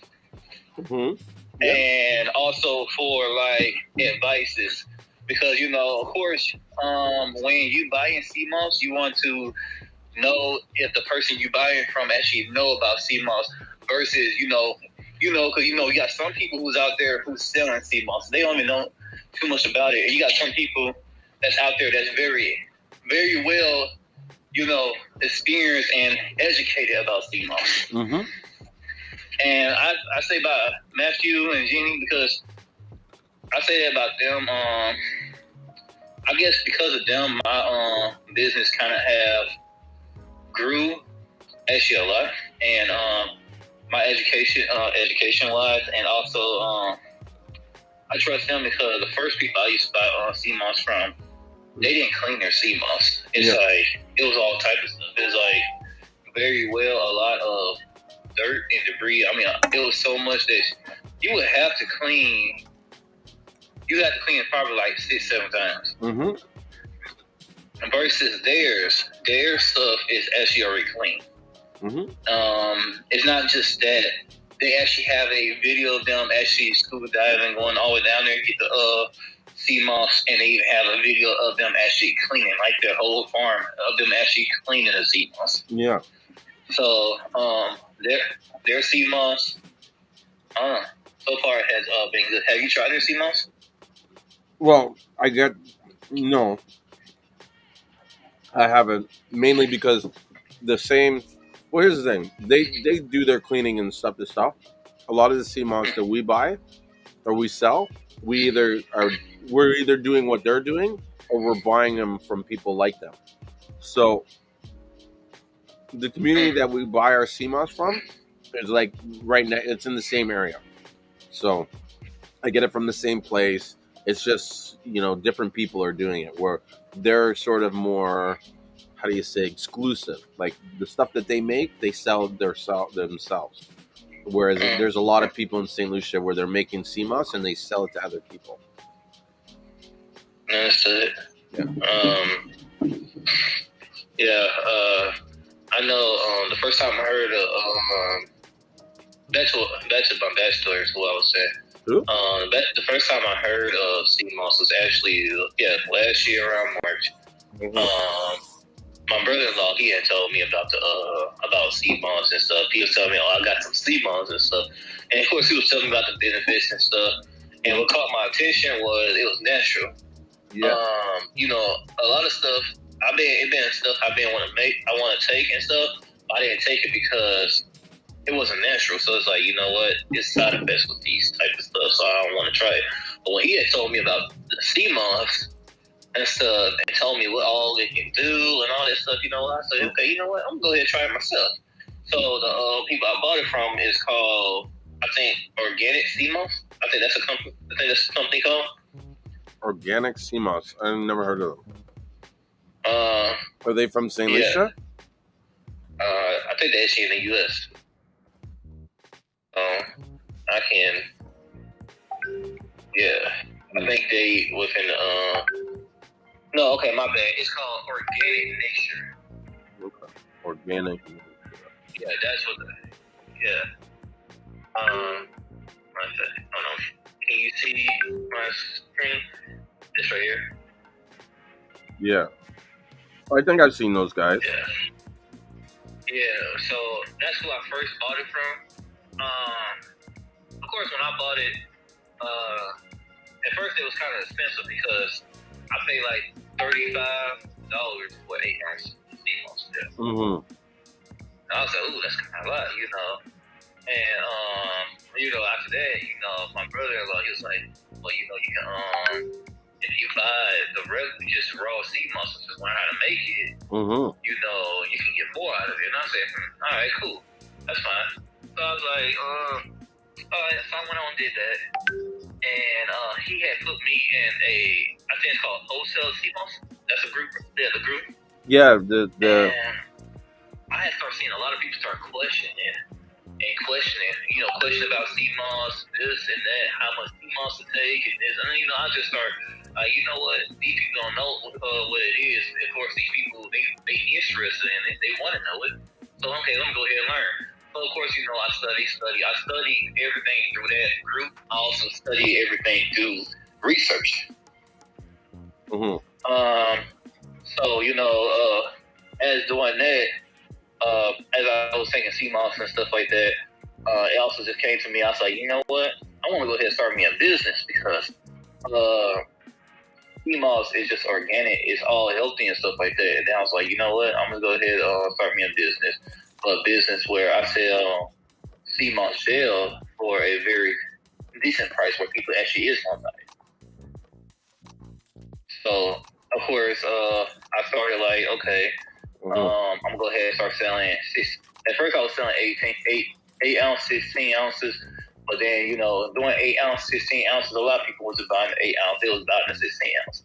I was like, okay, cool. As I rebrand, I had changed the prices of my 8 ounces to the 16 ounce jars. So now I was like, okay, now I got it where it's more affordable and where people will come to me. Of course, I have family who didn't like it. And like, oh, you know what, Joseph, you in the business of making money. I said, yeah, I'm in the business of making money, but at the same time, but I'm actually in the business trying to help people. I'm trying to supply people actually these healthy herbs and stuff. And you cannot, and one thing about pharmacists, say you got Seamoss gel who can do that has all these minerals, all these benefits, versus people that's out there going to pharmacists paying $600 for a medicine. And that's what caught me because I didn't tell you, I have asthma. I have asthma and I also have asthma. And with that being said, it's like, okay, once I just got some medicine, because I was wheezing and stuff, next thing you know, I saw the price. I said, dang, hold on, this is $600. Then the second medicine, it was $800. Wow. And then I'm like, oh no, this ain't gonna work. Yeah, that's too expensive. I start of course that right there put me to taking Seamoss a lot more. Try some trial errors, see some theories. A lot of people say, Seamoss help with respiratory. I was like, okay, let me see if it actually help with respiratory. So of course I took it, and I took it to see if it helps with respiratory. Believe it or not, it actually did help me in the long run. Mm-hmm. And it helped me in the long run right now, I tell everybody now, I have asthma, but I haven't been, at this point, I've been taking Seamoss every day to the point where I haven't took my asthma medicine that I have from the pharmacy for a whole year now. No, you don't need it. And a lot of people's like, wait, how long does it work? And of course, everybody asking that question, I look at them like, well, my body is different from your body. Mm-hmm. I can't give you that answer. But I say you can try it, and you can try it, take it every day. You can tell me, how it helps you and how long it takes for you to feel the benefits. Mm-hmm. And so since that had happened, I guess I had got some more customers just because of that. And of course they started their try and errors. I mean, yeah. And so everybody's like, are they having the same results as you, or are they finding they're getting different results? I'd say, I think some are having the same result as results as me. Because of course, I feel like this. If they don't have the same results, then they won't be coming back. Mm-hmm. So people, I say customers who come to me, if they come back, then they receiving results, and I'll be glad to supply them. I feel like that's kind of been taken away from them anyway, because I feel like natural herbs had been taken away from us. And me, I'm just a believer that that's kind of why in a way COVID and stuff is hitting us bad, because of course we've been having like chemicals in our body and not actually something that's natural. Mm-hmm. I had a coworker who came to me, and we was talking about Africa, the COVID cases is really, really low. They have COVID, but it's really, really low. Well, a coworker looked at me like, he was like, well, Joseph, why do you think so? I was like, I don't know. Then he was like, you want me to tell you what's different between U.S. and Africa? He said Africa rely on herbs. The U.S. rely on sciences. Yeah. So when he when he said that, of course, as I was working, I just sat there and that, it had me thinking. I was like, you actually right, and that's when I kind of explore myself searching all the herbs, like elderberry, dandelion roots, mm-hmm. Ginseng. I actually just now learning about ginseng. I never heard of ginseng until recently, but I just now learned about ginseng. I've known about it, but I don't know any about the qualities or the benefits. I just know everybody, they sell it in the stores at the countertop. Hold on one second. I just want to change this light in the background. It's driving me crazy.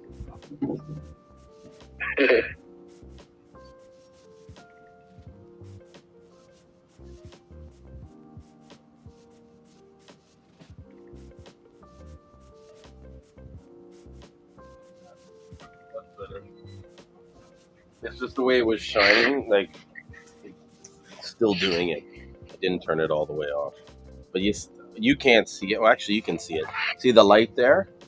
Yeah, I see it. Yeah. So in the other cameras that I have, it's creating this laser effect thing, and it's crossing this light across my face. It's driving me crazy. No big deal. It is what it is. Are you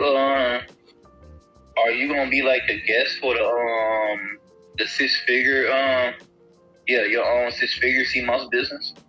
Am I going to be a guest or on theirs? Yeah. They haven't asked me to. I doubt it. I mean, they asked me to promote it. They wanted me to promote their business, but I haven't heard from them since.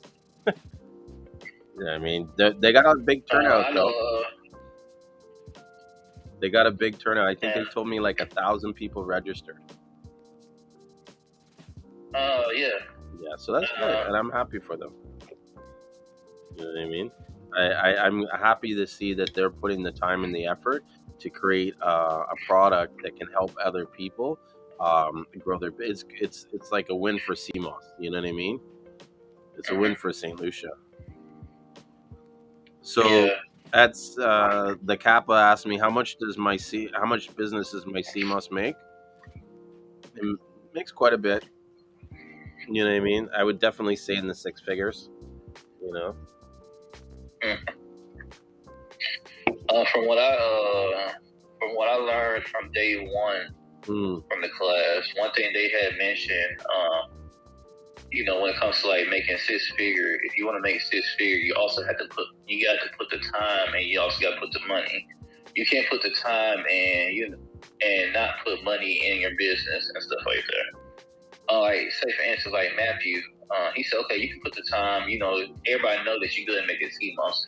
Now, when you make a website, it's about making it appeal. So, say if you put the time, you now a master of making a Seamoss and stuff. Like you said, like someone said, you put 10,000 hours in and something like that. Okay, cool.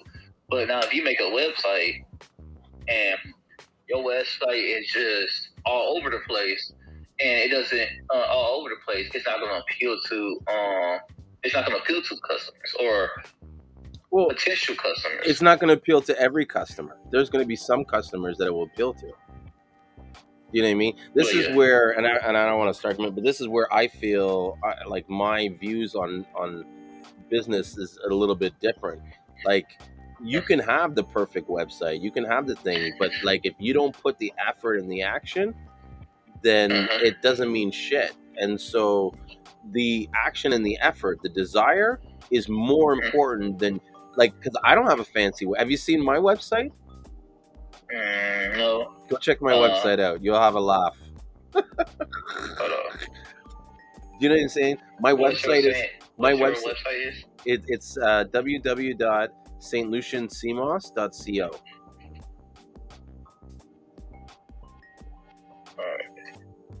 I don't even have a proper .com. Well, actually, we do, but it's too long. It's stlucianseamosscompany.com. But I just did stlucianseamoss.co because. You got to put company at the end? No. Just do stlucianseamoss.co. I did that because I wanted people to, when they Google St. Lucian Seamoss, I'm the first one to come up. Right now, the only one I get that says St. Lucius. Okay, hold on.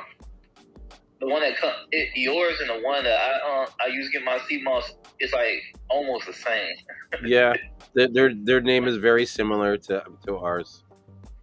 I might have to do yours on Google search, and it should pop up. Yeah, it will pop up.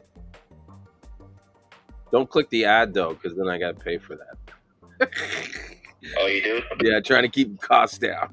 It's expensive. It's like $1. Like, I shouldn't even tell people that. Now they're gonna get all these clicks. Yeah. But what I was saying. Yeah, I'm on it right now. Yeah. So to me, there's certain things that are fundamentally important for every website in order to, like, Matthew's right in the sense that, yeah, if you have a website that's all over the place, it's going to be less appealing to other people, right? But no matter what you do, you need to have certain key things in the site, and all the key things are centered around building trust. Okay, you could have the ugliest looking website on the planet. As long as you build trust, people are going to buy from you. You know what I mean? You have good pricing and stuff, and they're going to be, you know what I mean? Pictures are great, but they're you know what I mean? Like I said, like, I just started adding better pictures to the site. Before, they were all taken from 2 years ago, and I took them all on my iPhone in St. Lucia. They were just random photos of what I had from Seamoss. You know what I mean? But if you look on the site, it has trust. It has a phone number. It has reviews. That's number one. your contact information. You need to have a phone number. Yes. You have to have a phone number on the website. You have to have an address that they can reach you at and an email that you respond to. And you have to have reviews. The amount of people that don't have proper review system, that's the one thing you notice on my website is the reviews. Yeah. And really, that's the only thing that matters. Because once you read the reviews, you're sold. You're like, there's something about this guy's website. And those are all real reviews. Yeah. Yeah. But you see, there's like 300 or so. Do you know what I mean? Most guys might show 5 or 6 of their reviews and they stop that. No. The whole business, because people are deciding their main number one trigger on how they decide whether or not to buy from you is whether or not your Seamoss is real and it's of good quality. Those are the only things you should be focusing on your website. You hit those off, you present a clear message of that. It doesn't matter what you have. You know what I mean? Because people will navigate it and they trust it and they'll be like, yeah, the site's shit, but you know what? Your Seamoss is real, and I trust these guys. You know what I mean? Okay. And then really, and in addition, it's about putting your face out everywhere and getting seen and getting like people to, because you can have the best navigated website. You can spend 10,000 on your website, but if you don't develop a system to drive traffic to that website is not going to do anything. Yeah, understood. Yeah, you need to bring at least 100 people to your site to make 3 sales.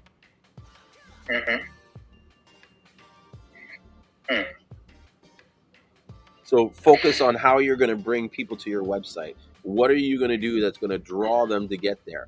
And then once they get there, what is it that you're going to do that's going to trigger them to say, I need to buy from them? Like, out of all the 1,000 websites that I've looked at in the past week, why am I choosing this guy? You know what I mean? Because what? That's kind of something else that Matthew and Julien was talking about today. Identifying and describing your ideal customers. Mm-hmm. Yep. And that's something they was talking about today. Yep. Huge important. I was even brushing on it earlier today. And my strategy, and everybody's strategy is different, but my strategy is to focus on the customer that makes me the most happiest, who I like doing business with the most, because then I have the most energy to give to them, and I give them the best service, and then they can go out and spread my message to other people. And then anybody else I get on top of that is gravy. But my real desirable customers are the ones that make me the most happiest. And so if you notice my business and the way I market stuff, I'm not trying to get everybody. I'm trying to go for a certain select type of person that gets a guy like me. Do you know what I mean? Because if I try to sell to someone who doesn't get me, it's a waste of my time. Yeah. Do you know what I mean? Better leave them for other people to get that they'll get and let them do. The market's huge. We're like, really think about it. Close your eyes and think about how many people actually know about Seamoss. Very little. Yeah. And even that is a disservice on your end, because everybody you know should know that everybody I know, everybody that knows me knows I'm selling Seamoss. So it's our job to teach. Not even to teach, but to broadcast that you have it. I mean, if you're going after a market that teaches, that needs to be taught, then yes, you need to teach. But even for me, I try not to go for a market I'm going more for the market that knows what the product is, knows what they're buying, and they're looking for the best. You know what I mean? I know.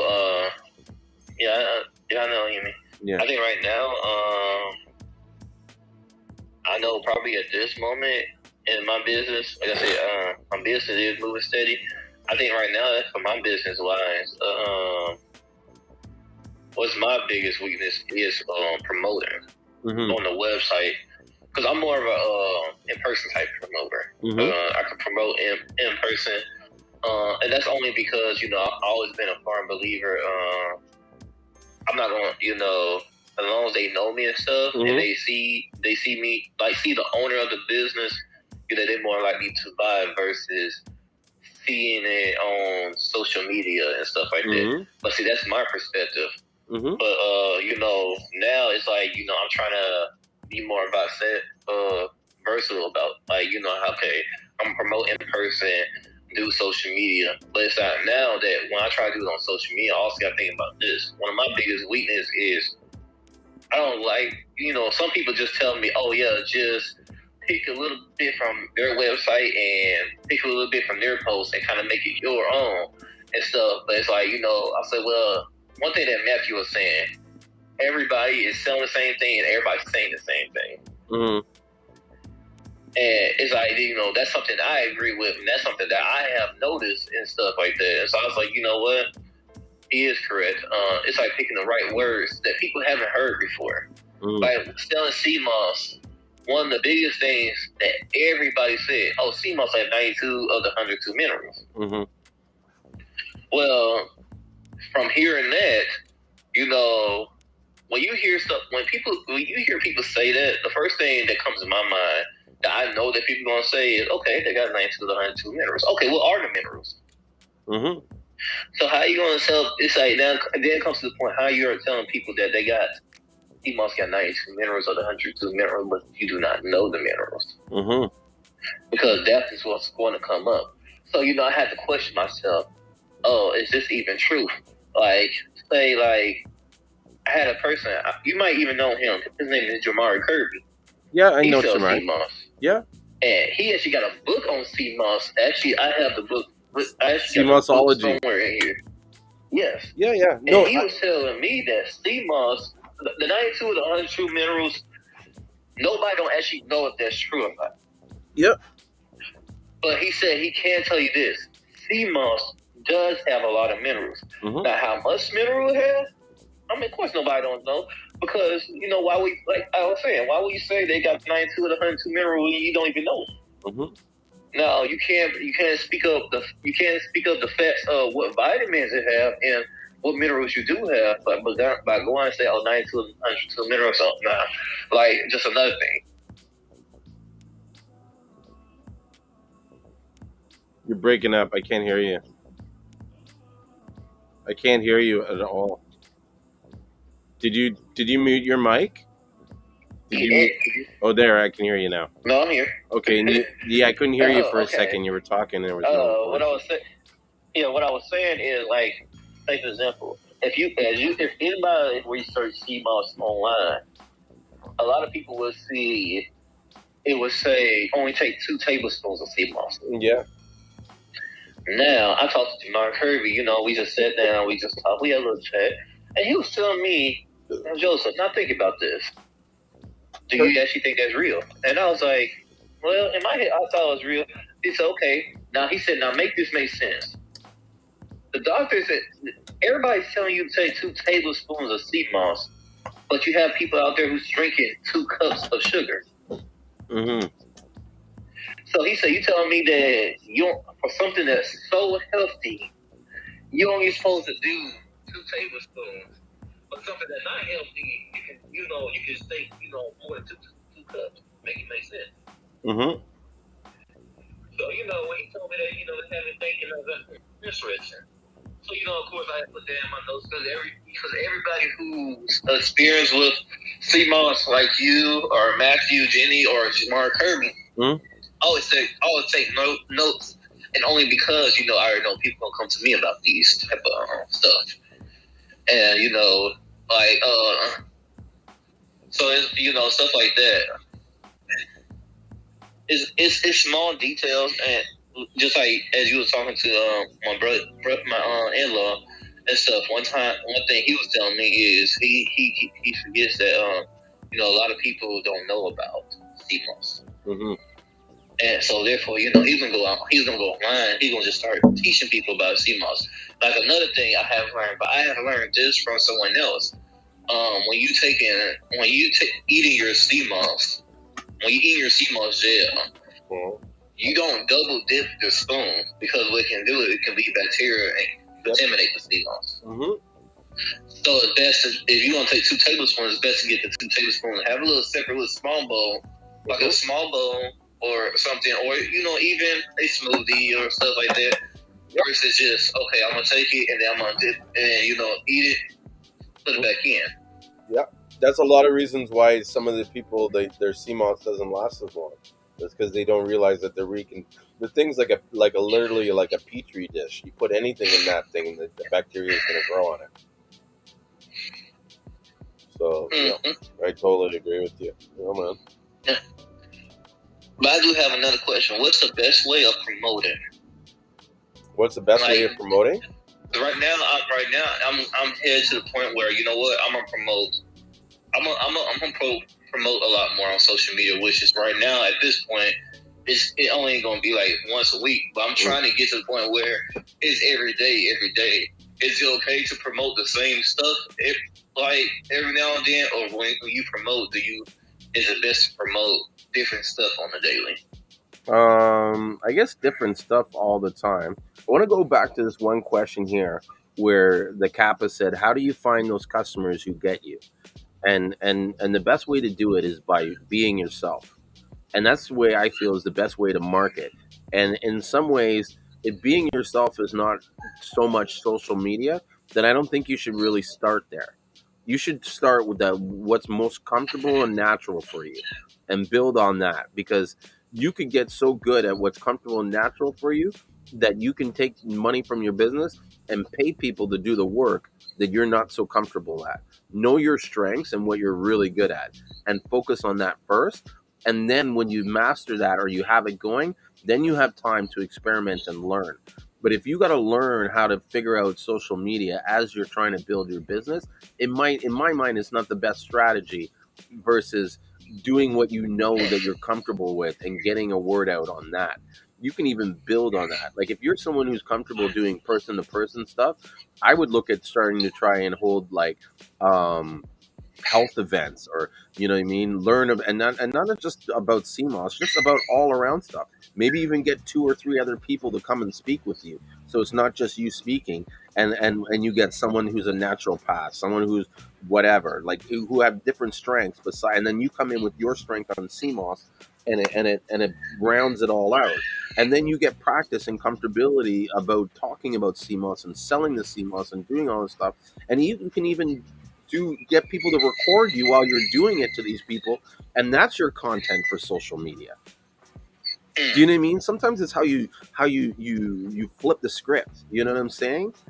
You're here trying to learn how to do the social media and stuff like that, but that's not your strength so far. Get your strength, doing that, and use that strength to remix it into something that you're not strength at. Yeah, that's how I would do it. That's my view. And I think Sean agrees with me. He's giving me the fist up, and the here you got to see him. He's commenting on the other group. So this is him. Yeah. So it's good to know he agrees with me. Thanks, Sean. I can't see him. No, because I'm on. I have Instagram and I have Facebook and YouTube. So I have one computer running Facebook and YouTube, and I run it on. You're part of the Seamoss Buyers Club, right? Mm-hmm. Yeah. So that's the club that I started. So I stream on there, and then I also stream on YouTube. I have a YouTube channel called St. Lucian Seamoss, and I think Seamoss Life, and then I have the Instagram channel. So yeah, that's kind of like, to me, if I was in your shoes, listening to you say you're more of a people person and you like to talk to people and get in your face, use that as your strength to build on. Okay. You know what I mean? Yeah, and I would even try to do some kind of local event where you bring people in and to talk about health and wellness and about improving their stuff. Maybe even get someone to talk about mental states and, you know what I mean, mindset. And then, you come in there and give out free CMOS to try. Mm-hmm. Definitely have to give out free CMOS to try. That's one of the hooks. Once they try the CMOS, got them. Yeah. Yeah. You know what I mean? And then you got the video to video them and their reactions. That's, to me, is some of the best content, is the reaction videos. People trying your CMOS and having a response, and candid ones where it's like you're at a market or whatever, and there's a camera in the background that's not even really you know what I mean, focused on them, so they don't even realize, you know, that's it. So Cappy, you're asking me whose website is pinned? That's my website. I have we just invested in a health food store. We have a health food store called Down to Earth Natural Foods, and it's in Richmond Hill in Toronto. Yeah. So yeah, like, you know what I mean. I think the Matthew and those guys have a lot of good points, and one thing is like, you know, be individual. You know what I mean. Chart your own lane, and I think that part of doing that, and the easiest way to do that is do what you're most comfortable with. Yes, you got to learn how to do stuff. Yes, you're going to have to learn the social media. I'm not saying don't do the social media, but don't make it your focus. Do you know what I mean? Yeah. You should always, it's almost like a race. It's a marathon we're running, but the sooner you get in on the track and start running, the sooner you're going to get to the finish line. Do you know what I mean? And if you spend all this time prepping your gear together, like your website, your this and this and that, and you don't just start running, you're wasting time. I would even start slowly, get something going, and know that you're going to change whatever you got going, because you'll change it as you develop your own market. You find your own niche, the people that are focusing or that are buying from you for you, they will start determining how you need to form your product and whether you market your brand in a sense. You know what I mean? Okay. But part of it is just you coming out and being yourself and just doing what you're most comfortable doing. You know, I equate starting a business like you want to go on the dance floor and dance like you're not worried about what other people watching, and those people that see you dancing, the ones that are like you, they will gravitate towards you to the point where after a while you've got the whole dance floor dancing around you, because everybody one pulls in, it starts with one person, then the next person, then the next person. They all pull each in through that law of attraction, you know. So get the ball rolling. Okay. So Kappa says, I've been on the track running and I've lost customers since 2020. What do I do? What did I do wrong? You didn't figure out why they left. You know what I mean? Like, there's probably a good reason why they left, whether or not it was better pricing or, you know, better marketing, or they just didn't like your product. Maybe you weren't consistent enough. It's hard to say, you know? I find that sometimes when you stop a business or you don't keep the ball rolling, it's like you're pushing the ball from scratch again. Yeah, and there's also another thing Matthew was saying. At this point, with COVID going on, and you know how Transformation, I think that's their company is? Yeah, Seamoss Transformation. Yes, how they basically went on Shark Tank and stuff like that. Because now people starting to learn Seamoss and stuff. A lot of people got to keep aware that these people who learning about Seamoss, they are testing out Seamoss companies. Like, they'll go to this Seamoss company, you know, test out their gel, see their shipping, their packaging, customer service, and stuff. And then they will go to another one, and then another one. And right now, people are trying to look for, I guess, the right people who they can supply from. So it's like, it might be just because of that too. Yeah. That's something that they said. So it's like, when you selling it, it's just, I know they said it's good to try to make a great impression, and not just make a great impression the first time. Make it, you know, like, you know, multiple times. So like you said, gain their trust. Because once they can trust you, of course, you already know you got a loyal customer. You know, I'm going to stay right. You got that type of customer out there. I'm going to stay right here because I know that they going to give me what I want and stuff like that. Sometimes they're even just waiting for you to call them. Like, I've called customers and they're like, oh, you know, I forgot about you. And people go in phases. They're on Seamoss, they're off Seamoss, they're on Seamoss. Do you know what I mean? So yeah, and that right there, I also did that too.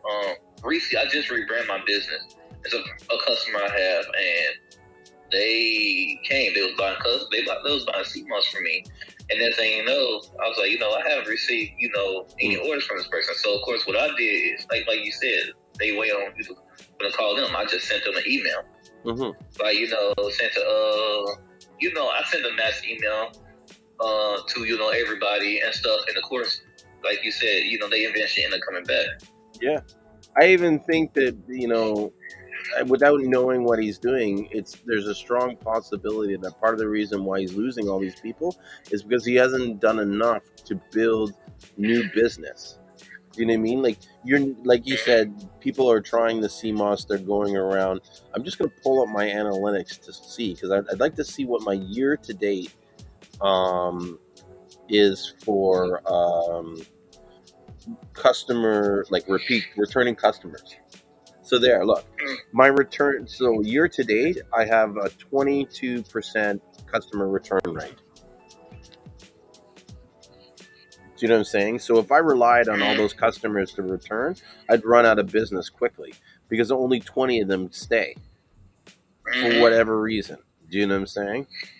Here's another metric number that I think is important to know. My conversion rate is 2.68. So that means like for every 100 people that visit the website, I get 2.5 orders or 2.6, 2.7, just under 2.7 orders. You know what I mean? So I need to have like 500 people, or you know what I mean? Like say I get 300 people on the site times 2.68%. That's 8 orders.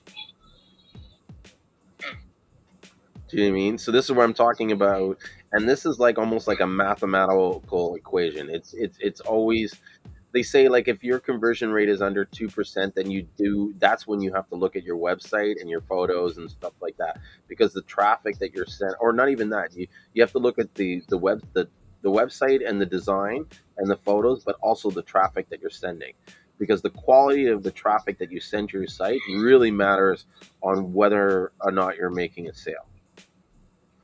Okay, so you could have the perfect website with all these designs, but if you send a type of traffic that is against, say, clean cut websites, or they don't want something that has a corporate feel, and they're looking for more of a mom and pop kind of thing, and you send them to your website, and your website's all clean, crisp, and shit, they're gonna have a negative experience, and they're not gonna buy from you.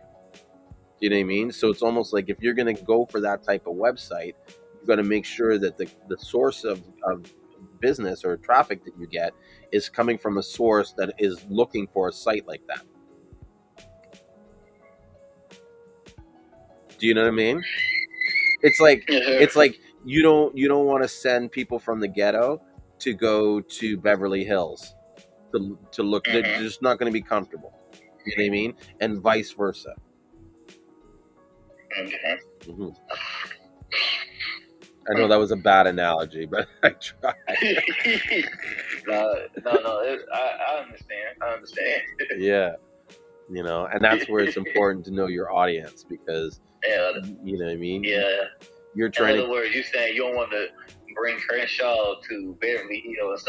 Yeah, and vice versa, because they'll go there. Like I've done it. I've had friends that have they've never been to a fancy restaurant. You take them to a fancy restaurant, they're not happy.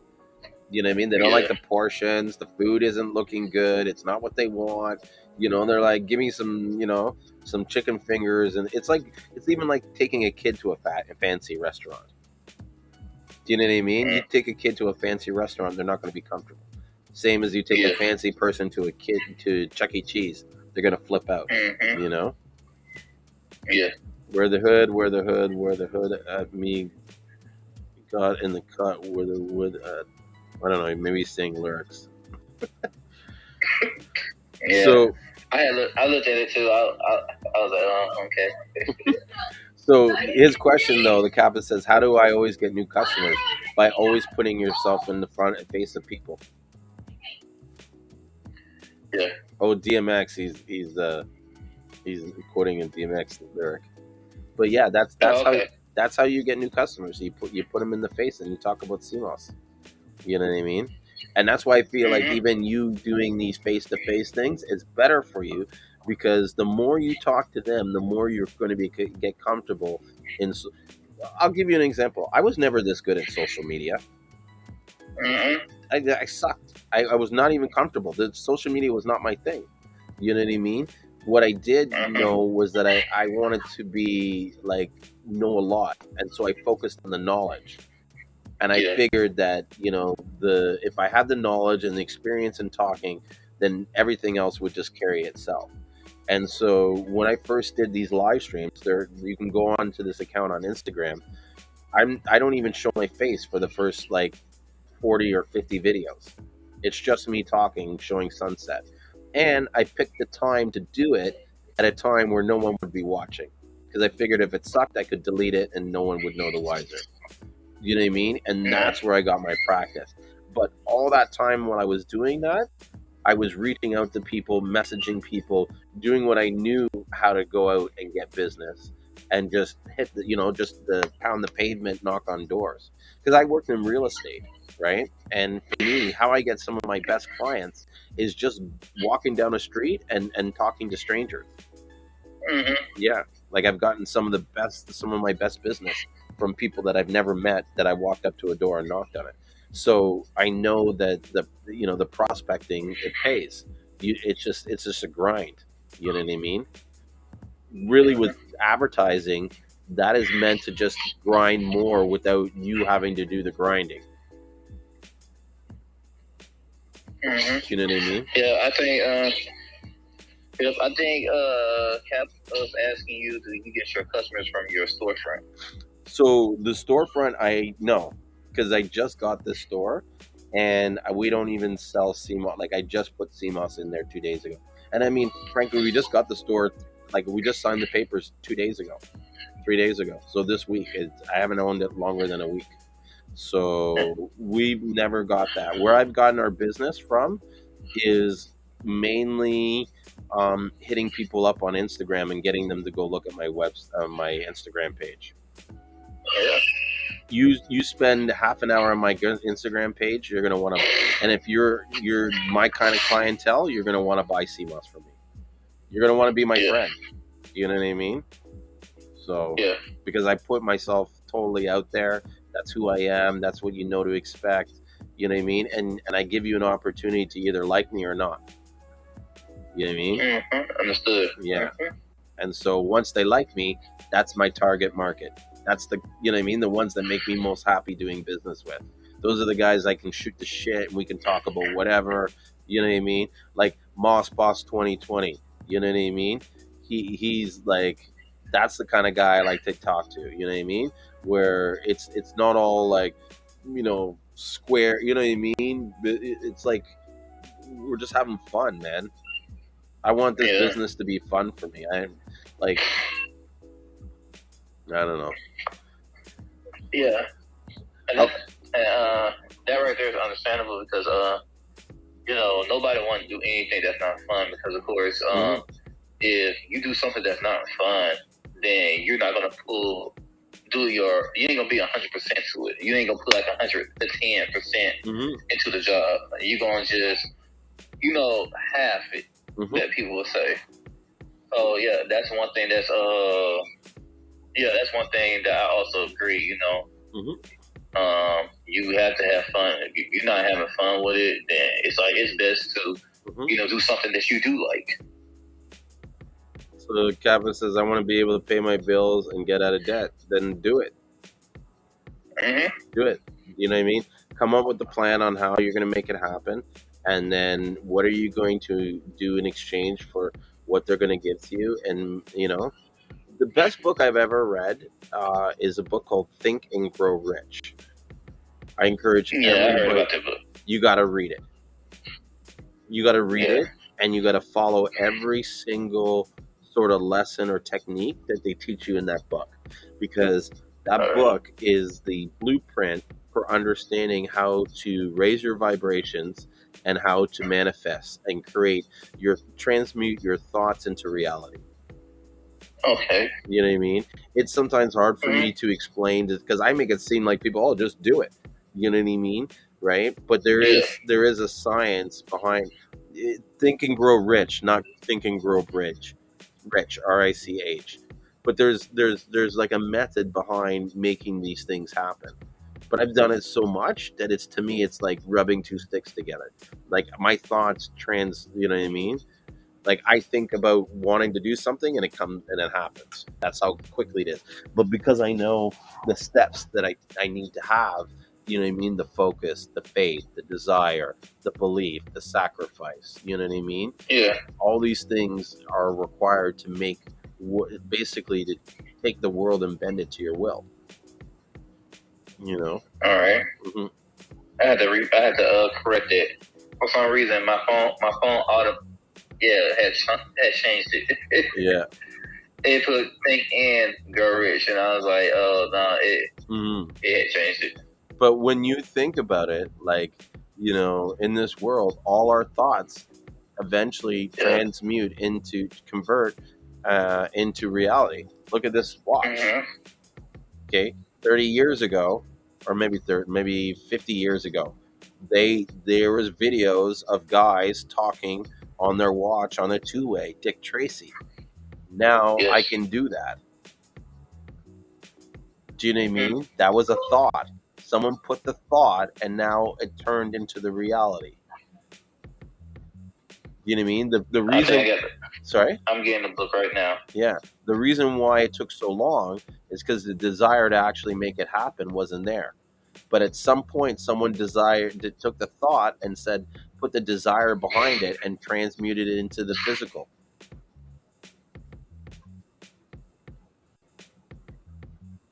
Right? Mm-hmm. That's the power of desire. Yes. You know what I mean? And you'll learn also in the book the power of words and how our words control our subconscious and what we say. That's why you say affirmations and all that kind of stuff. Is because it's getting into you have your conscious brain and you have your conscious subconscious, and they're all controlled by a thing called the paradigm. And the paradigm is the subset of rules that you have that govern all. These are all the things of why you do things without realizing why you do it. The things that you do, the reaction stuff. You know what I mean? Mm-hmm. And so you need to be able to take your physical mind and control your subconscious mind, because all the power is within the subconscious mind. The subconscious mind is the one that makes things happen without you even seeing them happen. You know what I mean? And so you got to really need to study and understand your subconscious and how to break current paradigms and rebuild new ones. That's where I'm trying to learn right now, is how do I break my old habits and form new, stronger habits that bring me higher to where I need to go. Yeah, I understand. It's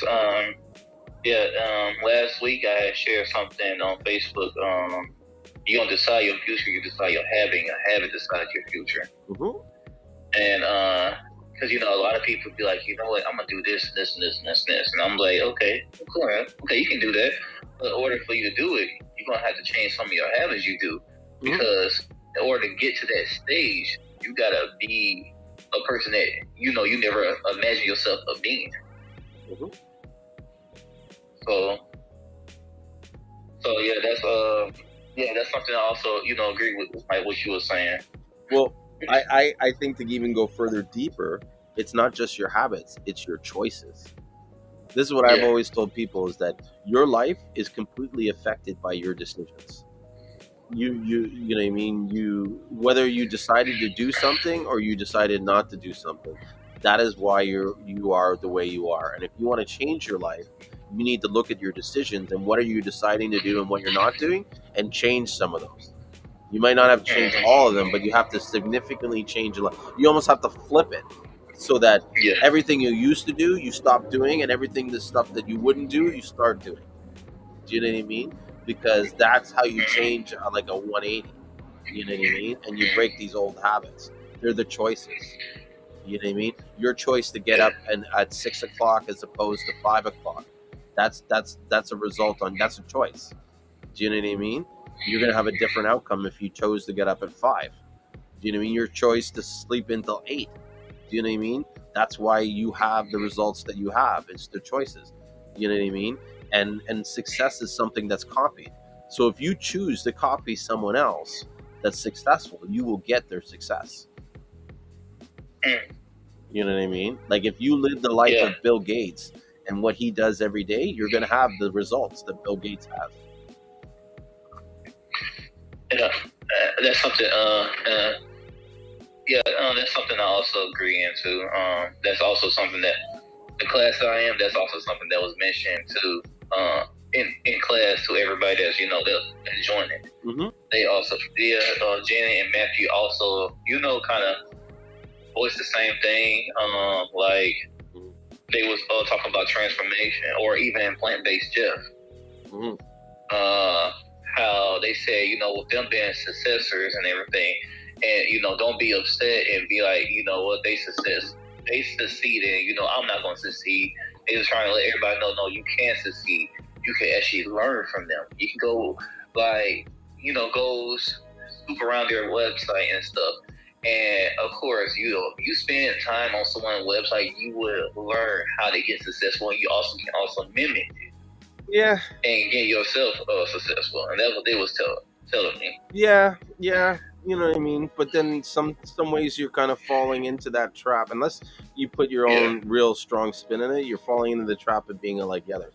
But this is what I feel, is that even with all that stuff, if you, and I've said this before, if you don't put the desire and the energy and the time in it, all that stuff means nothing. You could copy everything off everybody's sense. Have an expert come in and consult to you and say, oh, these are the best points of everything. But if you don't put the activity and the action behind it, like I'll say this, you see that guy, Seamoss Transformation, he's a friend of mine. I've spoken to him a lot, and he shared to me like all the work that he's done, right? And he deserves every single thing he has. That guy is probably, I thought I was the hardest working guy in Seamoss. That guy takes my crown hands down. Do you know what I'm saying? And so to me, it's like, if you can't even do half of what he's doing, you can't even expect to be anywhere near his space. Do you know what I'm saying?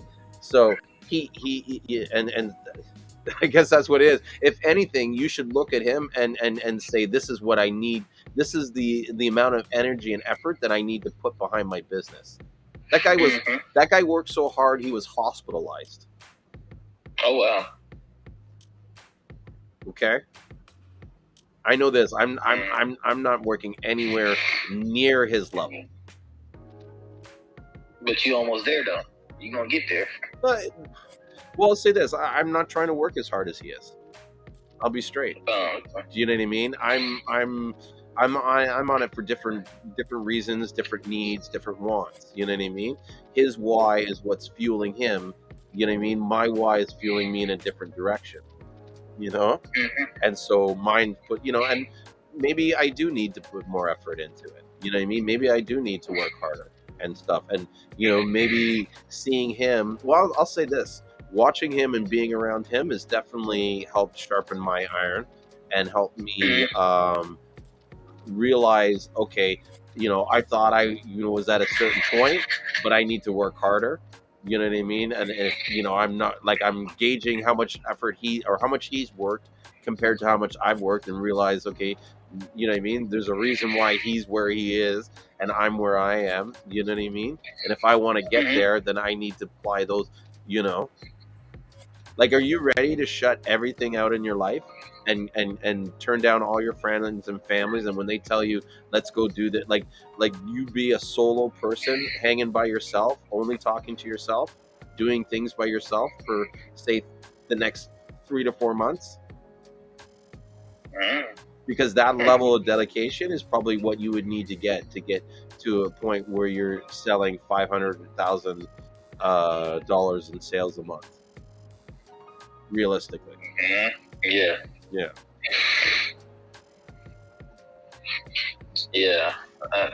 I see what you're saying. Yeah. So now it puts into perspective why this guy is making $6 million a year. Do you know what I mean? Because he cut everybody off. He focused only on what he wanted to accomplish, and he put himself first and worked his ass off. Do you know what I mean? Yeah. Did not quit to the point where he was, up for 3 days straight working, almost collapsing to get the job done. That's dedication, bro. You know what I mean? And that's sacrifice. And when you read the book Think and Grow Rich, you'll find that those are the key components in order for God to bestow their blessing. God is never going to bless you with something that you're not ready for. Yeah. And so if you're not ready to put in 3 days of on your feet, grinding work, you're not going to get the fucking business that's going to bring $6 million. I'm sorry. That's a fact. At least in my world, it is. You know what I'm saying? Yeah. Yeah. So it's not to say you can't get there. You know what I mean? But know the commitment of what it takes to be in that space. Yeah.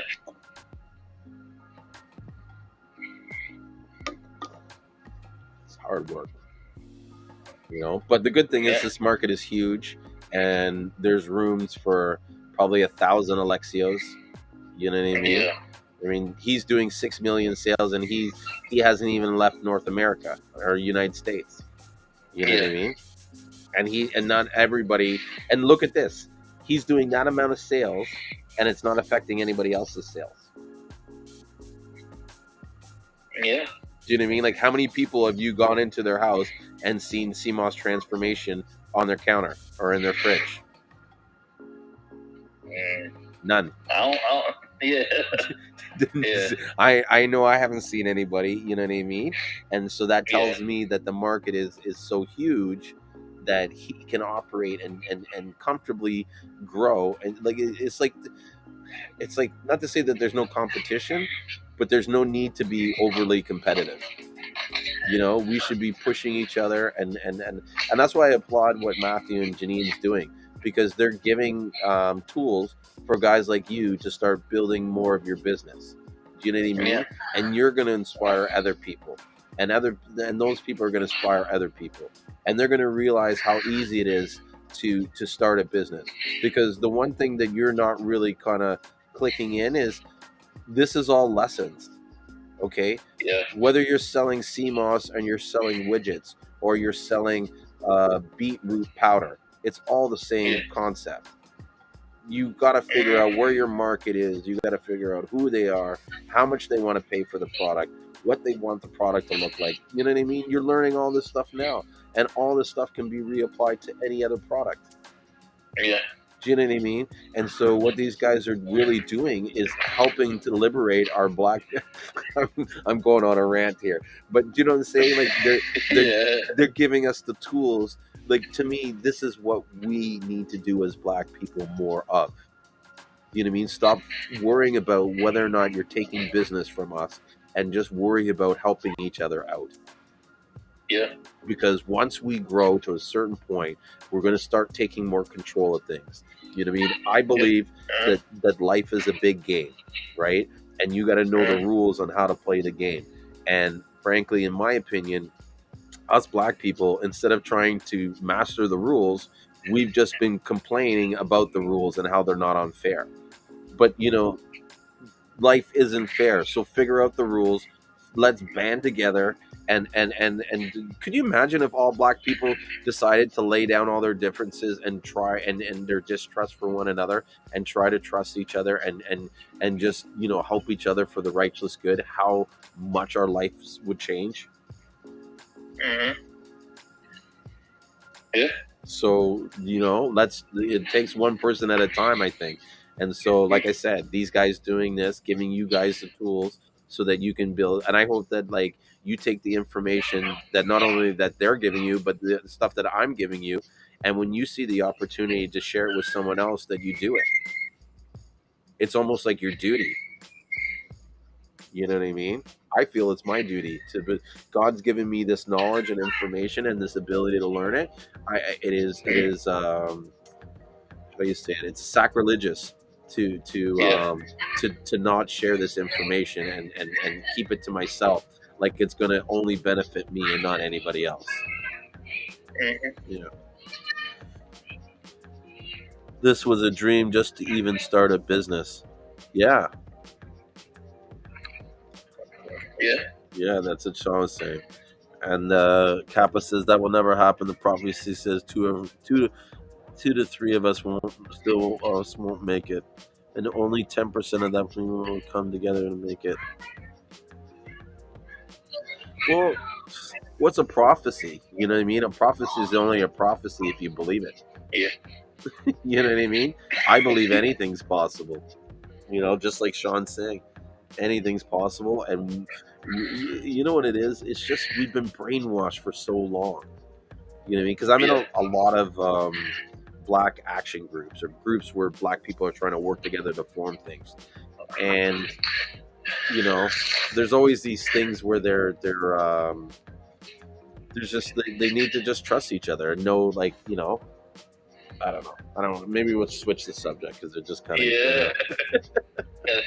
After a while, it's gonna end up getting deeper and deeper and deeper. Yeah. And you're like, shit, I'm not learning anything about Seamoss. Yeah. It came from Seamoss to, you know. That's you know, that's my show. That's what happens. You know, we never step on one subject. We go deep. Deep. But so what else? Whatever. Where are you having challenge? What do you want to talk about? I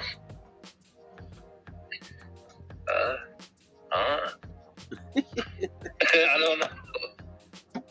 Well, you're still doing pretty well. You know what I mean? You got a good supplier. You know what I mean? You're educating yourself and you're learning the stuff. I still think you go out and do what I was like recommending, and that is find ways to promote your product, you know, person to person, one-on-one, you know? Yeah. And get into the new the stuff, like the hair stuff and everything.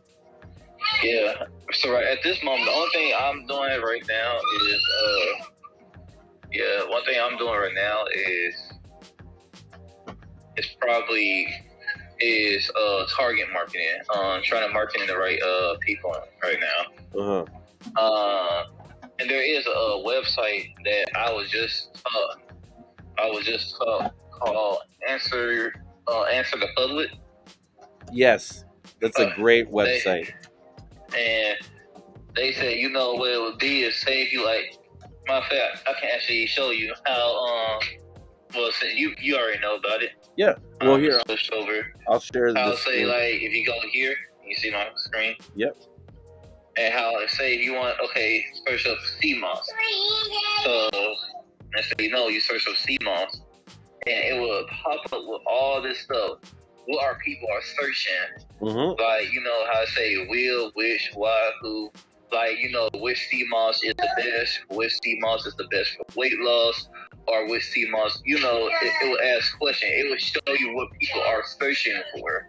Mm-hmm. And, you know, what they are looking for. Yep. And you know, one thing when I asked Jen and Matthew, they said, you know, you go on that website and, you know, I can do most of my research off that. That right there would help me best find, you know, who your target market is and stuff, and who you can aim for. Because if you can go on your stuff and go on your website and you put, you know what, this is my keywords, and they search, and guess what they're gonna do? It's gonna end up finding your website, where your website gonna be the most, not the most click, but it's gonna be an interest. Like, okay, what I'm looking for, this company can, you know, help me with. Mm-hmm. Yeah, I definitely see this as a strong tool to use to be able to help identify different audiences that you can market and target to. Mm-hmm. You know, yeah, like I use this tool as a way to formulate the content. You know what I mean? To know what content. So I'm not doing it now, but the advertising strategy I've used in the past is kind of like a 3-step thing, where I create ads to identify who might be interested in Seamoss, and then from there I find those people that are interested in Seamoss, and then I send them information about Seamoss, and then I eventually send them an offer to go on my website and purchase Seamoss if they haven't done it during that whole time. So it's kind of like a funnel, but it's more of like a system or a strategy in which I move them along this different stuff by identifying them in the different areas. And by doing that, it helps reduce your ad spend, because now you're focusing, you know, you're spending cheap ads in the beginning to find these people, But then when you're finding these people, you're then sending highly targeted ads that are meant to use to convert. And so that's the ad strategy that I use and then I incorporate this answer the public with it. You know what I mean? Like, what does Seamoss taste like? What's Seamoss to buy? You know what I mean? Yeah. Maybe you'll do one where you don't see. There's one here that goes, "What Seamoss does Kim Kardashian use?" Maybe not do a video on that, but mention Kim Kardashian in the video. Do you know what I mean? And put a tag of her name on it or something like that. Like, that's something that I would do. So yeah, this is a good thing, you know. That is a good tool. Yeah. I actually, I guess, since today, because that's the first time I actually heard of it. Since today of using it, actually I already learned a lot from the website already. Mm-hmm. So Kappa was asking, what's a good price to print labels from? If they're talking about, I was gonna say, if you're talking about shipping labels, I use ClickShip with Shopify. That's the best deal that I've gotten. Or you guys might want to try Pirate Ship. Have you heard of Pirate Ship? Yeah, I heard of Pirate. I never tried them out. They're great because what I've been using from the start is called Shippo. Okay, yeah, same thing. Yeah, so I've been using them, and of course my website. So I just try to see who got the best deal. Mm-hmm. So yeah, so Kappa's he's asking labels for the brown bags. I would look for a sticker manufacturer. I yeah. You know, I use the cheapest method for printing my labels. I print them on a Brother QL7 label printer, and it's basically like a 4-inch band. It's got some clip art on it, and it just says St. Lucian Seamoss on it with my number. Or you can use HP because I use HP for mine. Yeah. Well, that's the thing too. You can go to Avery Labels and you buy the label packs, and you put them in there, and they have a template and everything for it. Yeah. Yep. So you can do it with Avery, and I know some people. I guess some people also go to Vista Print since now they starting to make. I guess they just now starting to do it, but with me, they have it a little too expensive. Vista Print since now. Sorry, say that again. I missed the last one. You also can use Vista Print.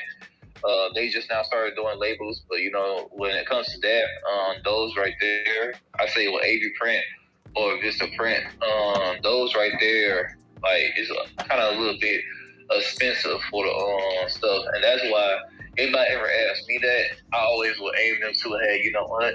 It's probably best to buy your own. Just go to the store and buy your own printer, or find a printer that say inkjet. Mm-hmm. Be more specific. If you can find a printer that say inkjet, you're more likely going to be good in the long run. Find a printer that say inkjet, and also go to Office Depot and get like you said, Avery. Customize. It's gonna have a code. You go on Avery, you put the code in, and you customize your label, and boom, it's done. Mm-hmm. And it's easy peasy. Here's another service that these are Canadian guys though, but I think they'll ship to Toronto, or to Toronto, to the States. Is Speedy? Hang on, Speedy Tees.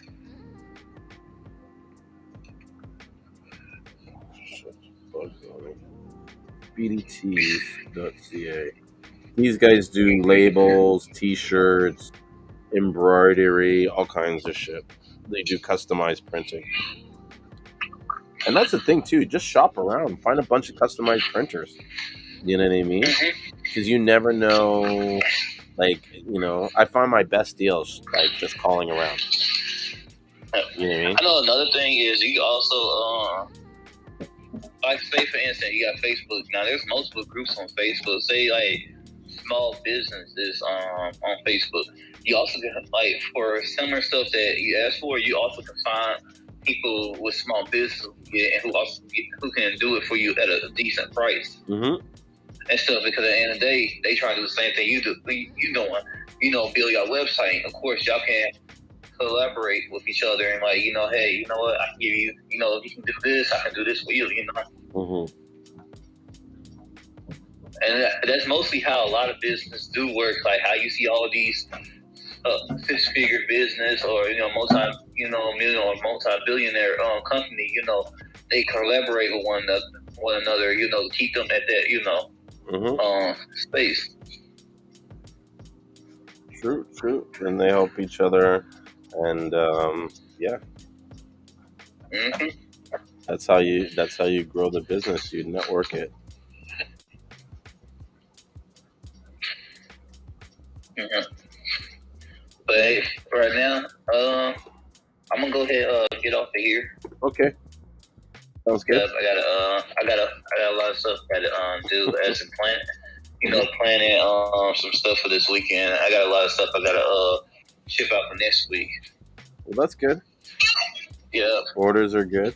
You know what I mean? Well, hey, and maybe I can join live with you again.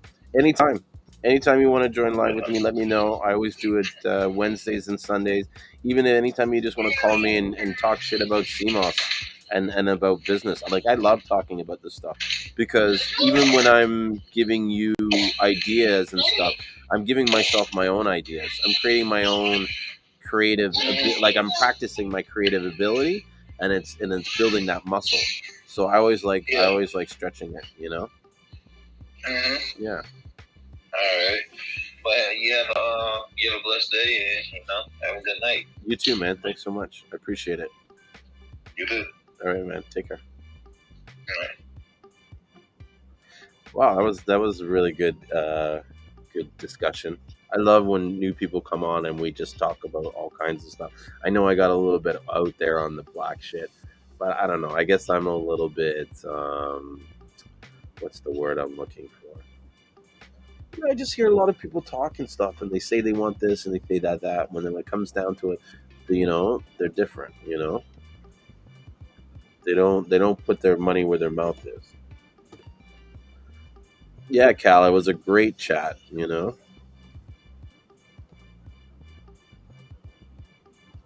And so yeah, the store is whatchamacallit is Down to Earth. That's my new store, the new house store.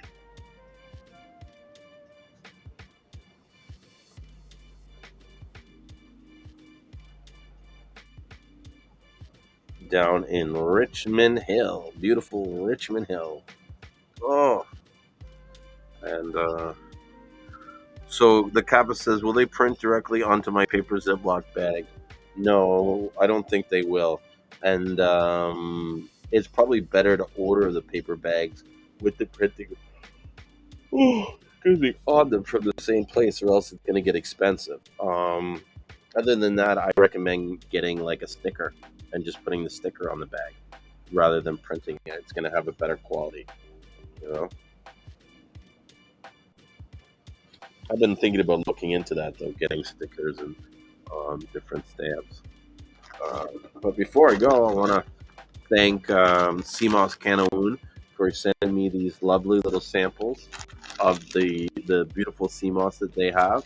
I got some purple sea moss, I got some green, and I got some mixed colored, and then there was some beautiful gold here too, really nice smelling. And I'm gonna have to make some sea moss in the next little bit and do a taste test. Excuse me, of their gels, of their finished product. So there's one bag missing. Where's the last bag? Here it is. There's the last bag. Gotta keep that together. So the Kappa asked me, don't you print directly onto the bags? No, I use a sticker. I print using a brother QL4. Or sorry, a QL700 printer. It's like a basic label printer. I think it prints up to like 2 inches wide, and so I use those to print the labels for the thing. Which reminds me, I was supposed to go to the warehouse today and print a bunch off for my cousin to bag Seamoss, but that didn't happen. So I think maybe I'm gonna go to bed soon and go to bed and get up early and go to the warehouse and finish packing up all those orders. Which reminds me, I want to take a look and see what can go on. And oops, camera dropped it. So it looks like some orders were taken care of. Not enough. I think some of them we probably couldn't do. Let's see.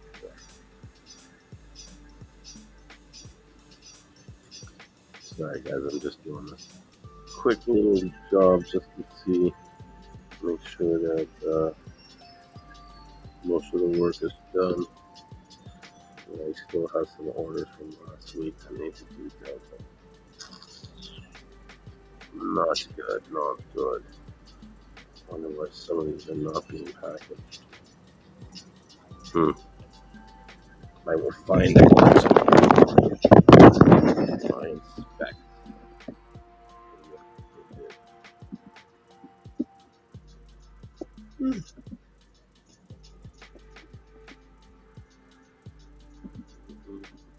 So I'm just checking to see if there's anybody writing any comments or questions.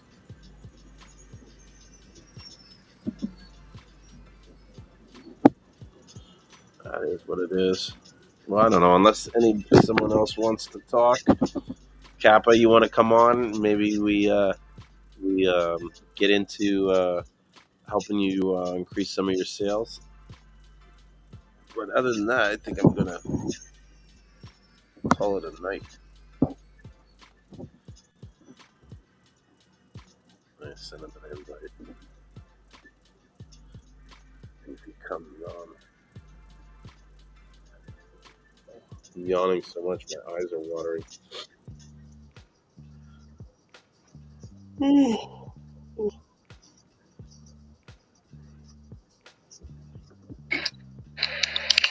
So Not much. What are you saying? right now, just because I use Avery, so I just been redoing, as you can see, some of my labels. They look cool. Yeah. I was doing all right in 2020, 2021. But 2022, it's been a real struggle. Yeah. I just been going to influencers on Instagram and just doing mad videos. And I'm slowly building back up, but it's nothing like it was a year or two. So how have you changed anything, or are you still doing the same? Because sometimes doing the same thing, it not to say it burns out, but it dries up after a while. You know what I mean? It doesn't give the same results always.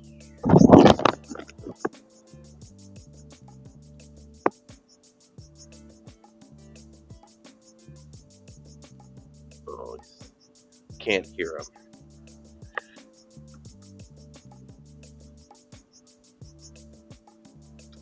Wait to see. He got a little bit of. Oh, he got lost of bad reception. Maybe he'll come back in a minute.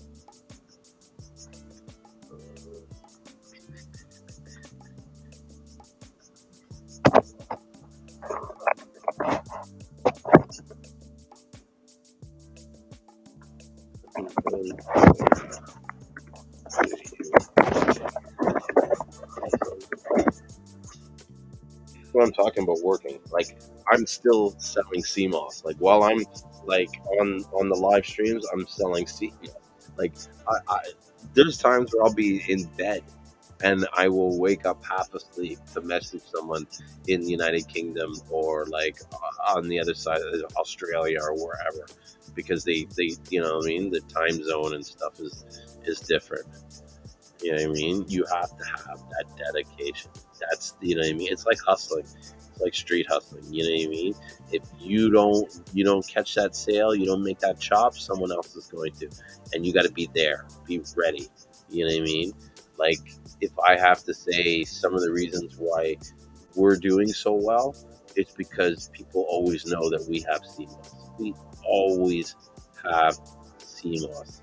There's not been uh, a time in the last 2 years that we've run out of CMOS. Like, we've always had it, you know. We've run low on it, but you know. My bad, my phone died. It's all right. It's all good. Yeah, It happens. but yeah, if anything, I would say I've been making improvements because back in 2020, I was doing Vistaprint, a website through them, and then I upgraded to GoDaddy, and now I'm on Shopify. But I've been steadily improving things. I'm selling herbs encapsulated, and I'm selling like loose formula things so they can get loose formulas. Mm-hmm. But are you Herbs. but are you trying to sell the same way that you're selling now since the beginning? No, in the beginning it was every day was like $1,000, $2,000 days. No, what I'm saying is the things that you were doing to make that money. Are you still doing the same things, or did you change some things? Like, what's different between now and the times that you made $1,000 a day? Well, I was working like almost 24/7 because my son was just born. But since then, my daughter was just born the other day, so I basically put in as much time as I can. But it hasn't been as much as it was before.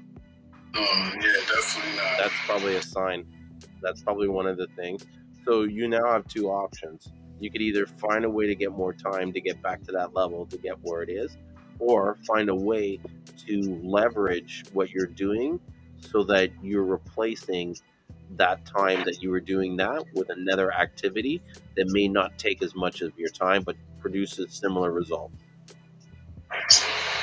You know what I mean? Maybe you need to study advertising. You know what I mean? Understanding like the Facebook audiences and stuff like that, and putting a few dollars into that area to get some business because you're not there to do the word of mouth yourself. The word of mouth yourself is the cheapest way to do it, and to me, it's the most effective, right? Because you know, it's like it's not costing you money out of your pocket, right? It's just your time, but the ads will cost your money, and if you're not done right, then you're not going to get the results you want. Do you know what I'm saying? So I lean towards always trying to do things face to face over advertising. But since you don't have that option, you might want to start focusing a little bit more on, you know, um, advertising your products as opposed to doing what you were doing before to get those same amount of sales. I do have some CMOS in a couple of stores in my area, but I think it's just the area that I'm in.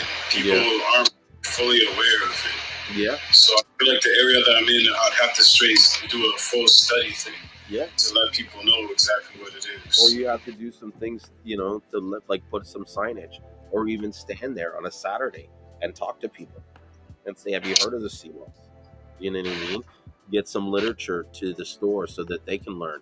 Maybe do a training day to the store staff and say, "Hey, I'm going to come in and teach you guys about Seamoss," so that when you're talking to other people or they ask you, because for all you know, like people are coming in the store and asking, "Oh, what's that? Is that Seamoss?" And they're like, "I don't know. Some dude brought this in."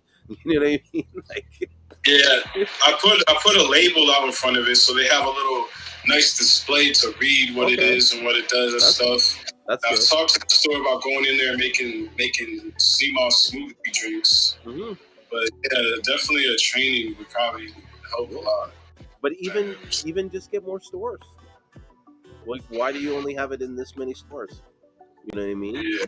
What is the I'm most? trying to target like the organic, like Green Star type of stores. Mm-hmm. Because there's not that many stores like that in my area. Yeah. Yeah, try them, but don't be afraid to try other stores to see if they work. Or grocery stores. You want to go where the traffic is. Yeah. You know what I mean?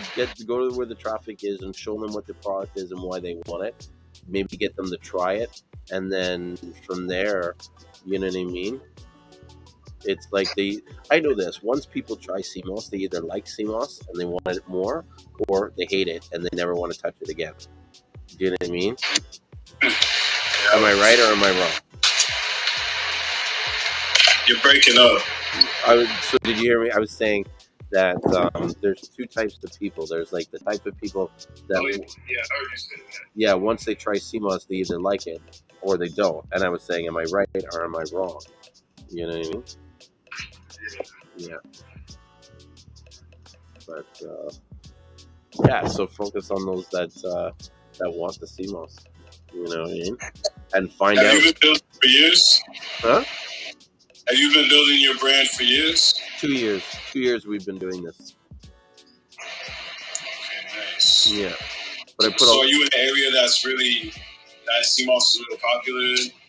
Well, we sell Seamoss all over the world, so we don't limit to just. In fact, in Canada, I sell the least amount of Seamoss in Canada. That's probably my smallest market, right? And I know this. There is so much room. Like I know that I could be capturing so much more market. Like I'm not even trying to get in the stores. I'm not trying to be aggressive with all the because I could start calling everybody up that has Seamoss and negotiate a price with them. You know what I mean? I'm kind of more Why not? what? Why not do that? Because I believe in playing fair. You know what I mean? I want to give everybody an opportunity to make some money and to grow their business and stuff like that. I mean, if I really wanted to, I could come in and seriously kind of dominate it. Like it would be nothing for me to pull some money out of my savings and spend $10,000-$20,000 on advertising. You know what I'm saying? Like I'm not afraid to spend that kind of money and to build up because I know that's what it takes to scale that business. That's one of the reasons some of these people are not at that level of like Alexio and stuff. It's because when they've made some profits, rather than put the money back into the business, they'll pull it out and spend some money. They'll buy a car or they'll buy this or buy that, and they won't risk spending $1,000 a day on ads. Like, could you see yourself spending $1,000 a day on ads? No, but you would need to make. I'm in like the hundreds of dollars a range. Yes, but you need to get to that point where you are spending $1,000 effectively to get, say, $5,000, $10,000 worth of sales for that day. You know what I mean? And if you're not comfortable spending that, or when it gets to that point, you shy away from doing that, then you're not going to grow. You know what I mean? So I guess my point is you got to know when to take the risks and when to put it on the line and just, believe in yourself and trust it. Do you just use Facebook ads? I mean, Instagram ads? Right now, I don't use, I think the only advertising I'm paying for right now as we speak is Google AdWords. I was doing some Facebook ads. I've slowed that down. Reason being is that I don't think before they came out with that new iOS update and stuff, you could run these ads really easy and simple. I started running some of these ads and I didn't know what the fuck was going on. The numbers weren't showing right. The ROAS wasn't, you know what I mean? Like the data that you need to get to make these decisions weren't accurate. So I kind of just turned it down for a bit. Yeah, I feel like the Instagram algorithm is blocking a lot of my followers from seeing things. Yeah, probably.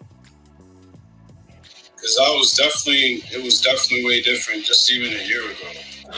Mm-hmm. It's possible. I think you need to I think one of the ways to fight that is you got to put more content, because once you put a certain amount of content out, it's almost like they have to show some of your shit. You know what I mean? Because you're just putting too much stuff. You know what I mean? If you put, if Facebook or if Instagram is showing 1% of your posts, right? And you put out 100 posts, you're only going to show one. But if you put 500 posts out, they're going to show five. You know what I mean? That's 5 times more than what they would have shown before. That's enough to create an impression. You know what I mean? Like to get noticed. So sometimes it's not Instagram's problem. It's just that you're not working hard enough to break through the algorithm. Yeah, that's stupid. Yeah. But that algorithm is designed to make you spend money on ads. Not only that, but that algorithm is designed because if they were to show all the shit that's on the internet, most people would get sick of it and they would get off. Think about that. If you had your stuff on, yeah. But the part of the problem is that they're not good at really filtering it, and so they'll filter out some stuff that you really do want to see. You know what I mean? But they're filtering out a whole lot more stuff that you don't want to see.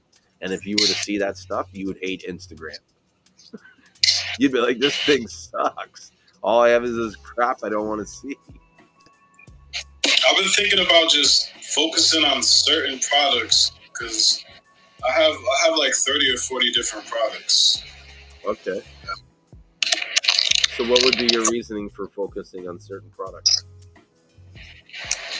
Just because when I look on the Shopify, it tells me which products are viewed more and stuff like that. Mm-hmm. So I was thinking about focusing on certain ones. But do you have a hard time making those? So what do you mean by focusing? When it comes to advertising, focusing on them? Yeah. Yes. Yeah. Yes. Dropping the advertisement just on certain ones. Yes.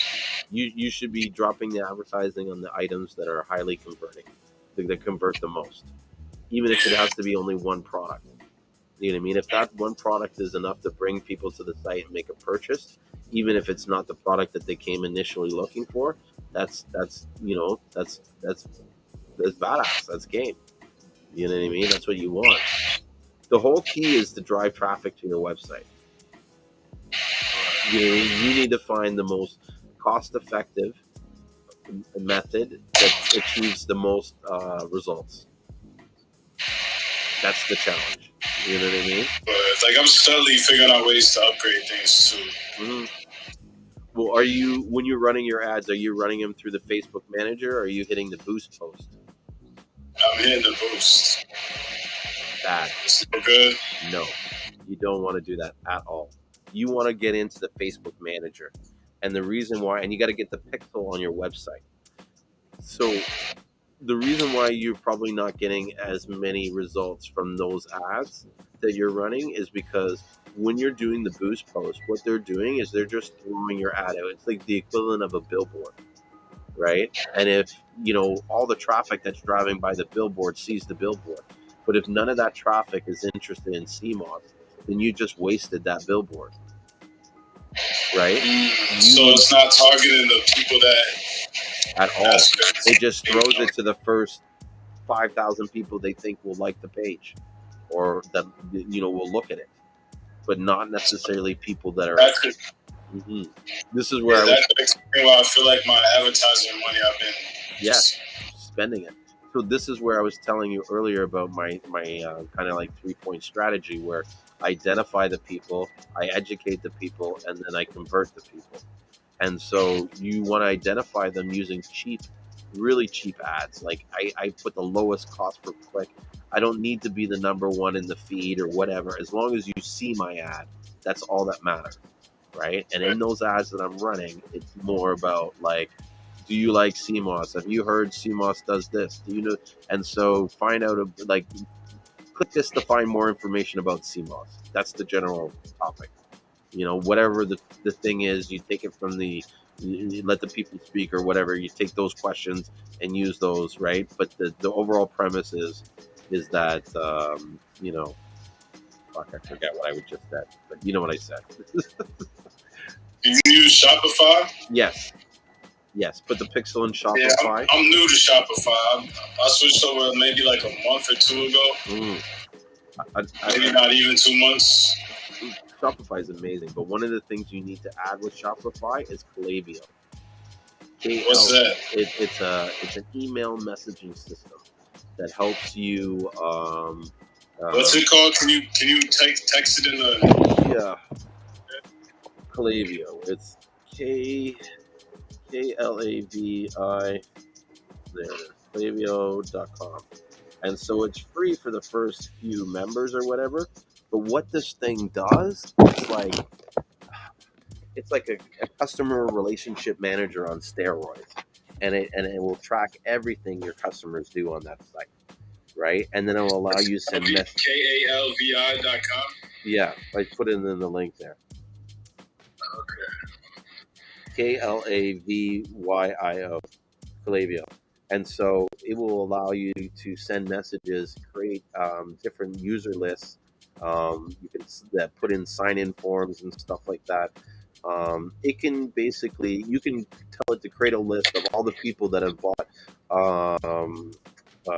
full spectrum Seamoss in the last 6 months, 1 ounces and 2 ounces packages only. You can narrow the list that narrow. You can say, send an email to all the people that have visited my website in the last 24 hours and looked at the gold CMOS product. You know what I mean? You can even see when they've opened the emails, when they, didn't, what they did on the website, when they viewed it, blah, blah, blah. It's got so. It sounds like it's similar to. Have you ever heard of SMS Bump?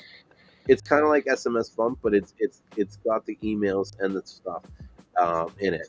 I haven't really explored much about SMS Bump, but the research that I've done is that this is like the dawn of all of them. It does everything. You know what I mean? It's like where SMS Bump might just send SMS stuff to it.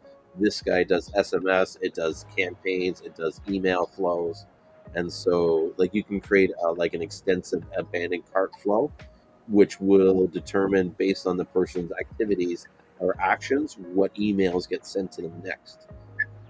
Oh wow, yeah. So I should get rid of SMS then and just go with that. Well, check it out first before you get rid of it. You know what I mean? Because I'm not an SMS expert, and for all I know, they could be just as good at.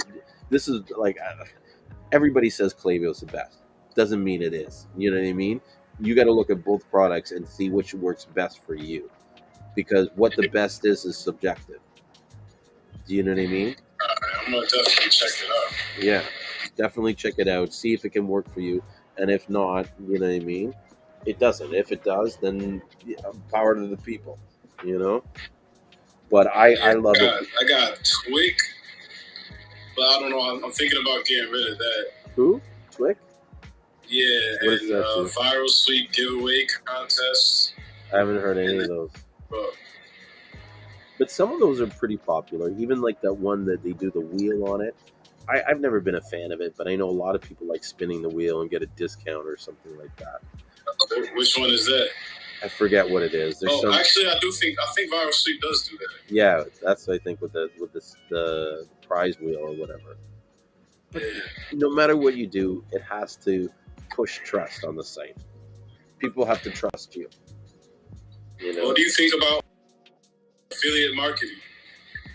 Okay. I think you can make good money on it. Huh? Have you ever tried it? Oh yeah. Affiliate marketing's been around for like fucking decades.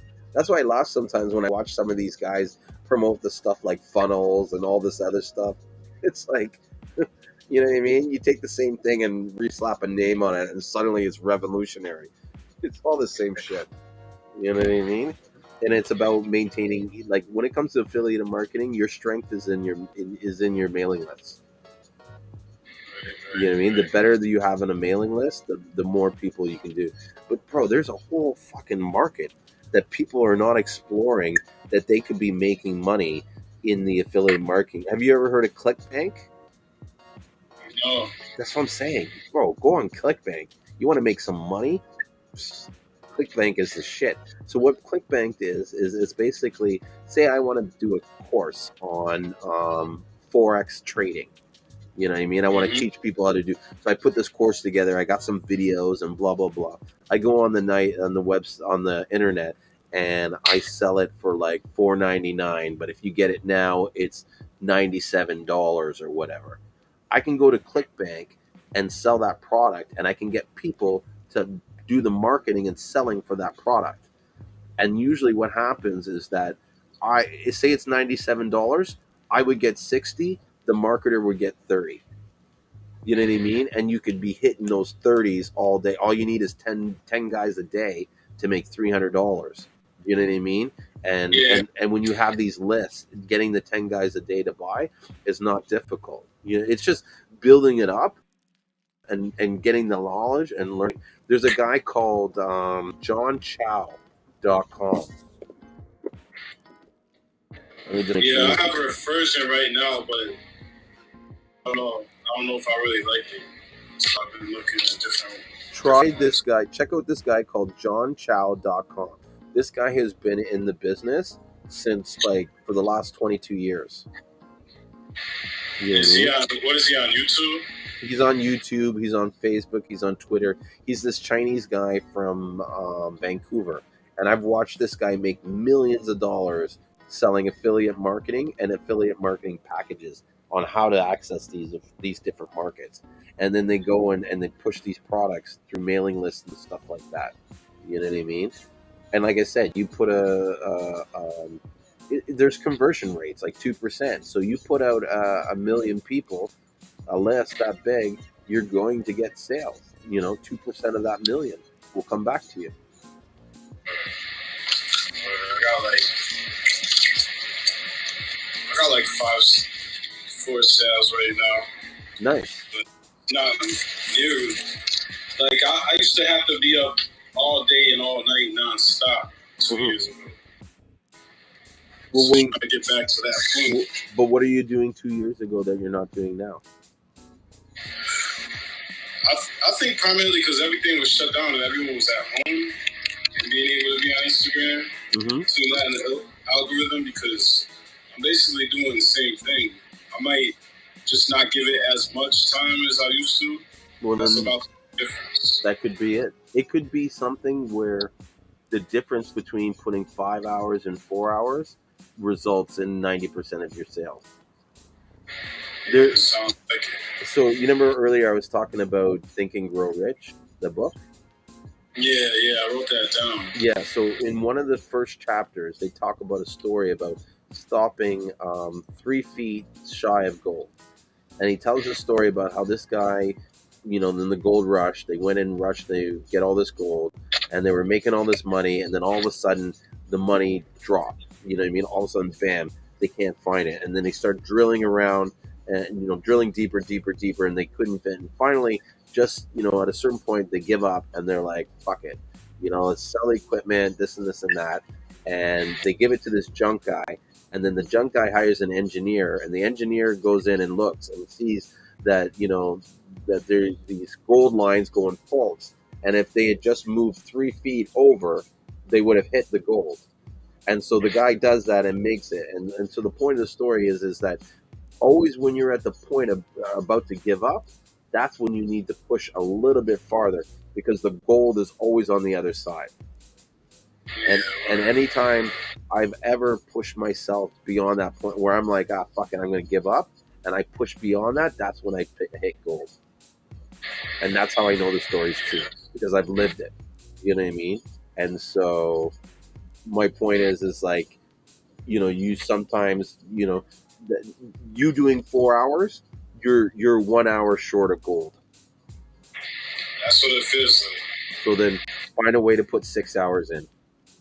Right. You know what I mean? Do a little bit more than what you think it needs, because it's definitely more competitive than it was before. You know what I mean? And so if you were doing 5 hours, you probably will have to do 6 hours. And that's why you're doing 4 hours is producing like no results, because it's too far away from 6, which is really where you need to be. Even though 5 was okay 2 years ago, it's, it's inflation. Yes.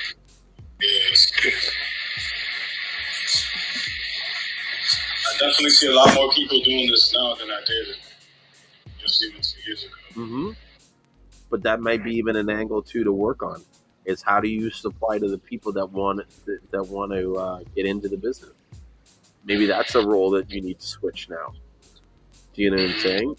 Because you've been in it a lot longer, you have the experience, Do you know what I mean? Why are you trying to compete with these guys that are fighting with you on the lower level or that beginner's level when you could be moving up and teaching people how to do the business and making some extra money by supplying that market?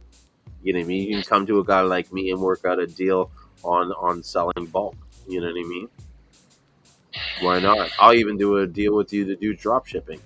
You know what I mean? You just get me the orders and send them to me, and I'll cut you a split.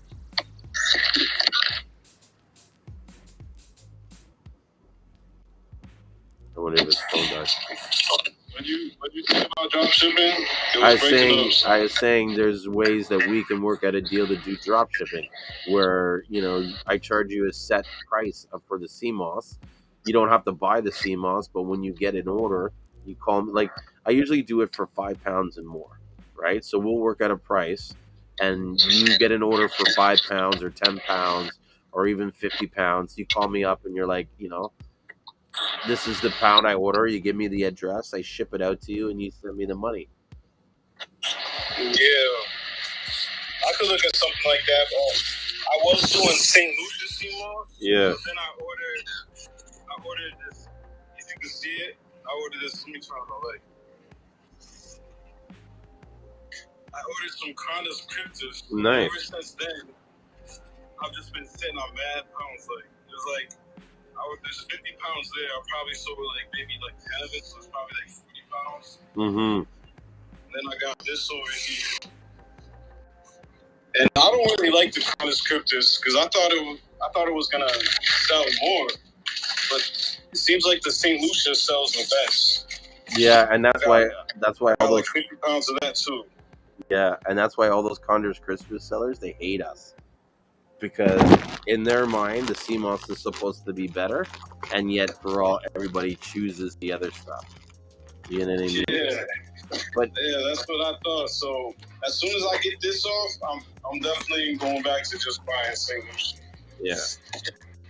Because you got to understand, there's a certain customer type for that St. Lucian, and they're more than it is for the Condorus. A lot of times, those people that are trying the Condorus, they're getting to that only after they've been taking CMOS or a certain level. You know what I mean?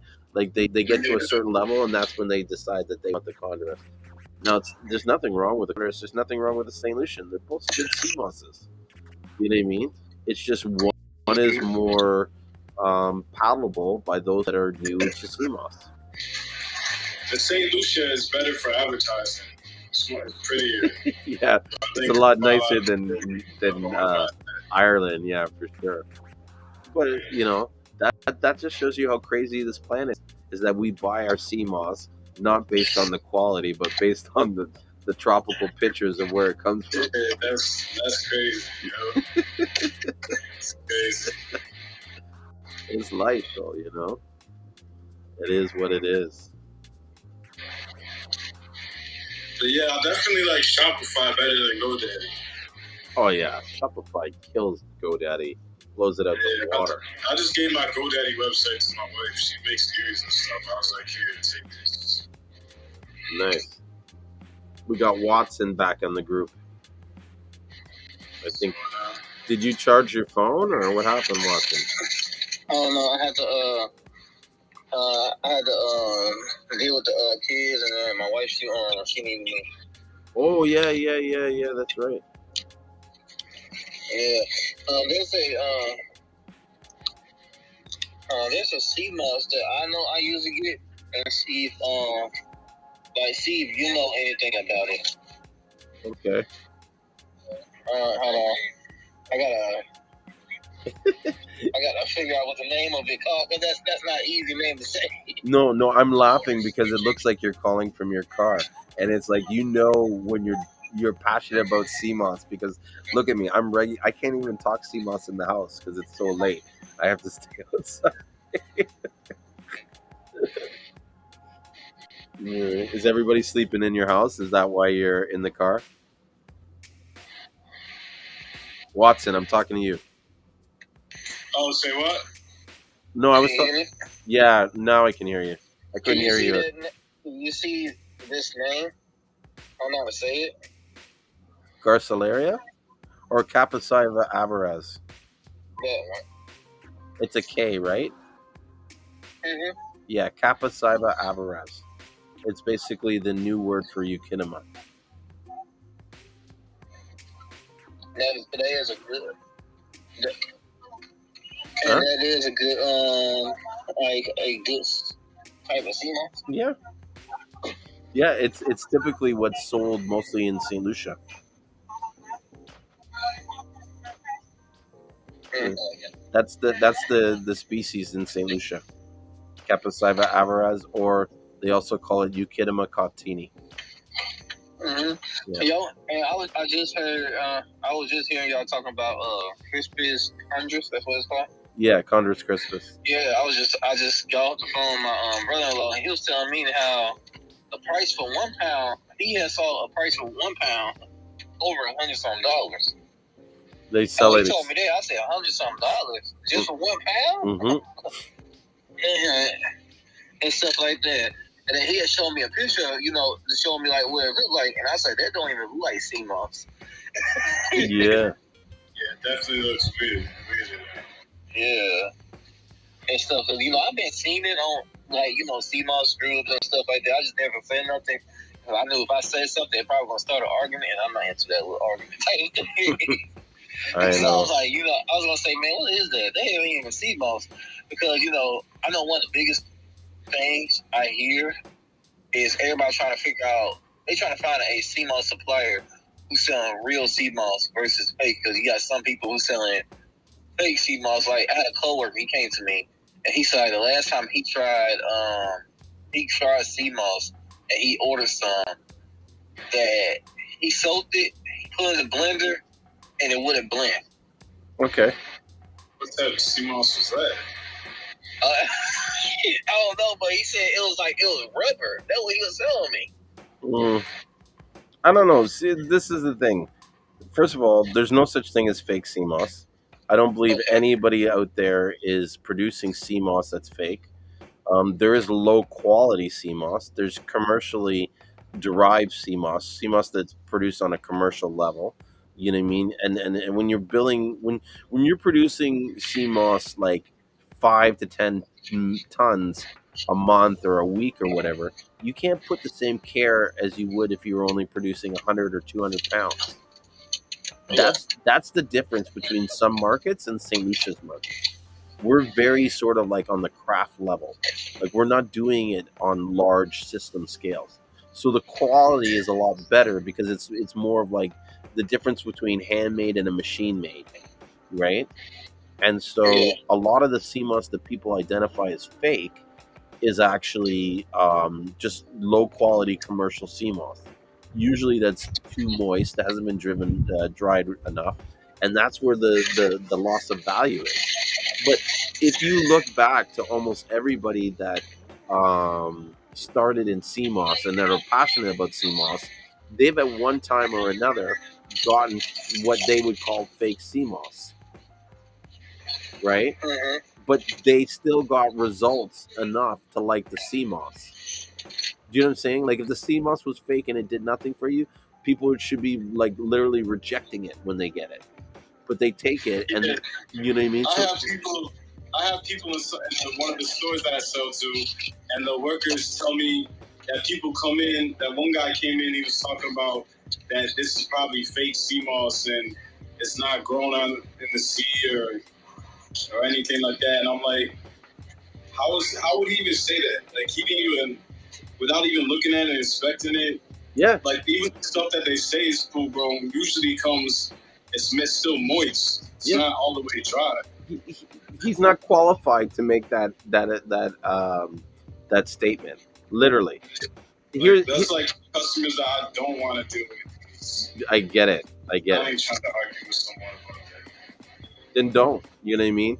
But usually, what I do is I do argue with them and I educate them, because to me it's like, they're either going to get it or they don't. If I teach them and they don't get it, then okay, beat it. You know what I mean? Next. But usually what happens, for me at least, is I have lots of guys call me every day to shit on me about that stuff.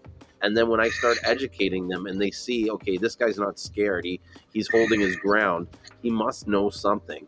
You know what I mean? Because I don't how do you say it? I don't hesitate at all. I go right on them. Like, you don't know what you're talking about, because that's the truth. None of these guys have been in the water. They've never even seen real fake Seamoss. Like, what is fake Seamoss? Do you know what I mean? How do you make fake Seamoss? Like, in order for Seamoss to be fake, it needs to be made out of something that's not Seamoss. And then here's the second thing. Okay, yes, it's grown in a pool. What? I was just like, I was just joking. I said rubber. Yeah. Because the other dude said he got sold something that didn't blend up or something. Yeah, but see, this is a natural product, and sometimes the Seamoss will be like thick and fibrous, and it'll be hard to break down. You know what I mean? Sometimes they're in a reproductive state where they have a lot of these little bumps and stuff on them, and those bumps don't blend up good. You know what I mean? Plus, the guy could have been an idiot and didn't know how to blend seam. Like, everybody assumes that they're experts at what they do, but people make mistakes. We're not perfect. You know what I mean? So I don't know, but I know this: if there's no one going around running a fake Seamoss operation trying to hide the fact that the Seamoss is fake. Do you know what I mean? And the mere fact that we don't see these businesses operating tells me that they don't really exist. The only person who has ever talked about pool-grown Seamoss is Dr. Sebi. So think about that. How has only one person in the world have this information? Yeah, that's good. Yeah, that's a good subject. You know, the crazy thing about it is, there's a lot of people who sell Seamoss. They like to use his name, Dr. Sebi this, Dr. Sebi that, Dr. Sebi this. And you know, one thing about it, I've been searching up a lot of things about Dr. Sebi, and then it came to the point like, hold on, how come y'all can find this information, but I can't? Yeah. So you tell them, it's like in a way, they kind of using him by using his name in order to sell their products. Yep. So it's like, that's why I came to the point, I said, so y'all telling me Dr. Sebi did this, my thing is this. Are you just selling this product just for a hustle, just for you get money, or are you selling this product to actually help people? Which one? For a hustle, most part. Either way, they've decided that they don't need to learn more than what's on the surface. Like, some people, like, they're new to business, right? And they really don't, like, sure, they want to heal people, sure, they want to help people out, but they don't want to spend the time to learn the stuff. Do you know what I mean? Like, the information's out there. You know what I mean? There's lots of information. Just no one wants to go out and look for it themselves. It's easier for them, for some reason, to find someone else and jump on what they're doing. Yeah. Or whatever they're saying. You know what I mean? And I mean, it's a marketing thing. People want Dr. Sebi. They're talking about Dr. Sebi this, Dr. Sebi that. You know what I mean? But I don't know. Like, to me, it's like, if you're selling Seamoss, know your product. Know what you're selling. Know why it's good. You know, what makes it good. And all of that. And then, you know, just stand on your own 2 feet and be independent. This is what, like, I don't need Dr. Sebi's fucking sign off to know that Seamoss is good. Yeah. Do you know what I'm saying? Why do you need his sign off? Learn the information yourself and sign yourself off. You know what I mean? You be the expert. There's no reason why you shouldn't be. You know what I mean? But I think another reason why this happens is because people don't believe in themselves enough. It's easier for them to believe in someone else. Think about that. You know what I mean? Yeah. They you know what I mean? Like, rather than say these are the nutrients and this is it's Dr. Sebi approved. How is it Dr. Sebi approved? Dr. Sebi didn't even know what he was approving. Do you know what I mean? If you watch the videos, he doesn't get the species right. And that's not to say anything negative about him. It's just facts. You know what I mean? Everybody's confused as to what he really said. I wish he was alive. I really do. He would end a lot of arguments. I even think that he would probably come in and be like, no, this is what I meant, or oh, this is what I thought, but now times change and there's new information I didn't know, so I changed my opinion. Like, people can do that, right? I don't know. Yeah. What are you doing? Are you driving? You're I think either mine or your stuff is going in and out. Oh, you know what? Maybe it's this. Is this better like this? I think it's because of where I'm holding the iPhone. I find that if I have it too close to my computer, it will sometimes it won't give a good reception. Is that better? Okay. I can hear you better. Yeah, I think it was the Yeah, fan. because at first it's like it's going in and out. It's like I hear you say something and you go quiet, and say something quiet. Yeah, it was doing the same on mine. Yeah, I think it's the device. I had it propped up against the computer. You getting tired? Yeah, man, it's like 1:30, and I've been up since 6 this morning. Is Easter time over there? What do you mean Easter time? Huh? Did you say Easter or Easter? Easter. Yeah, it's Eastern Standard Time. I'm in Toronto. I'm not in St. Lucia.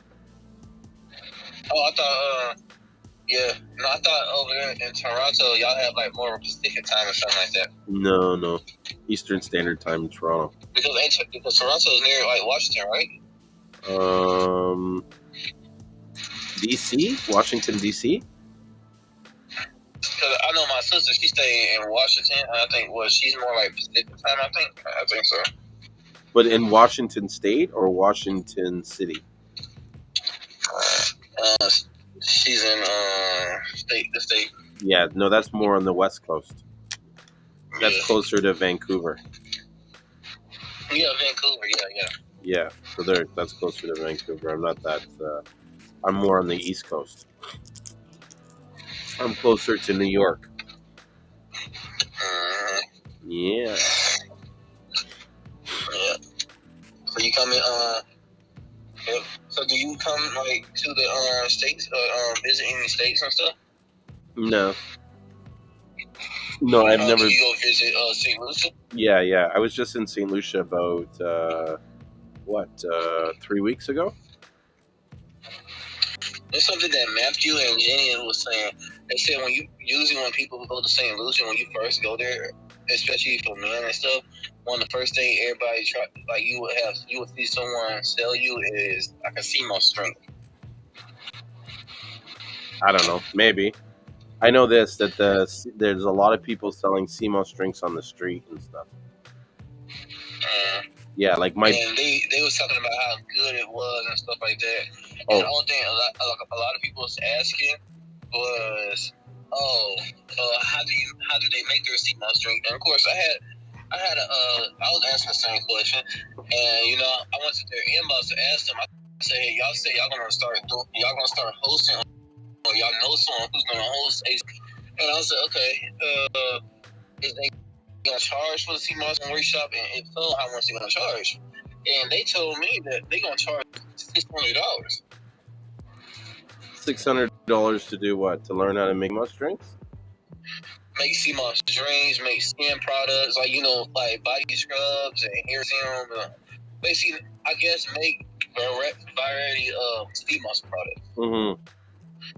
And stuff. And hey, I was like, the last time I spent money, it was like $50 just for some Seamoss lemonade.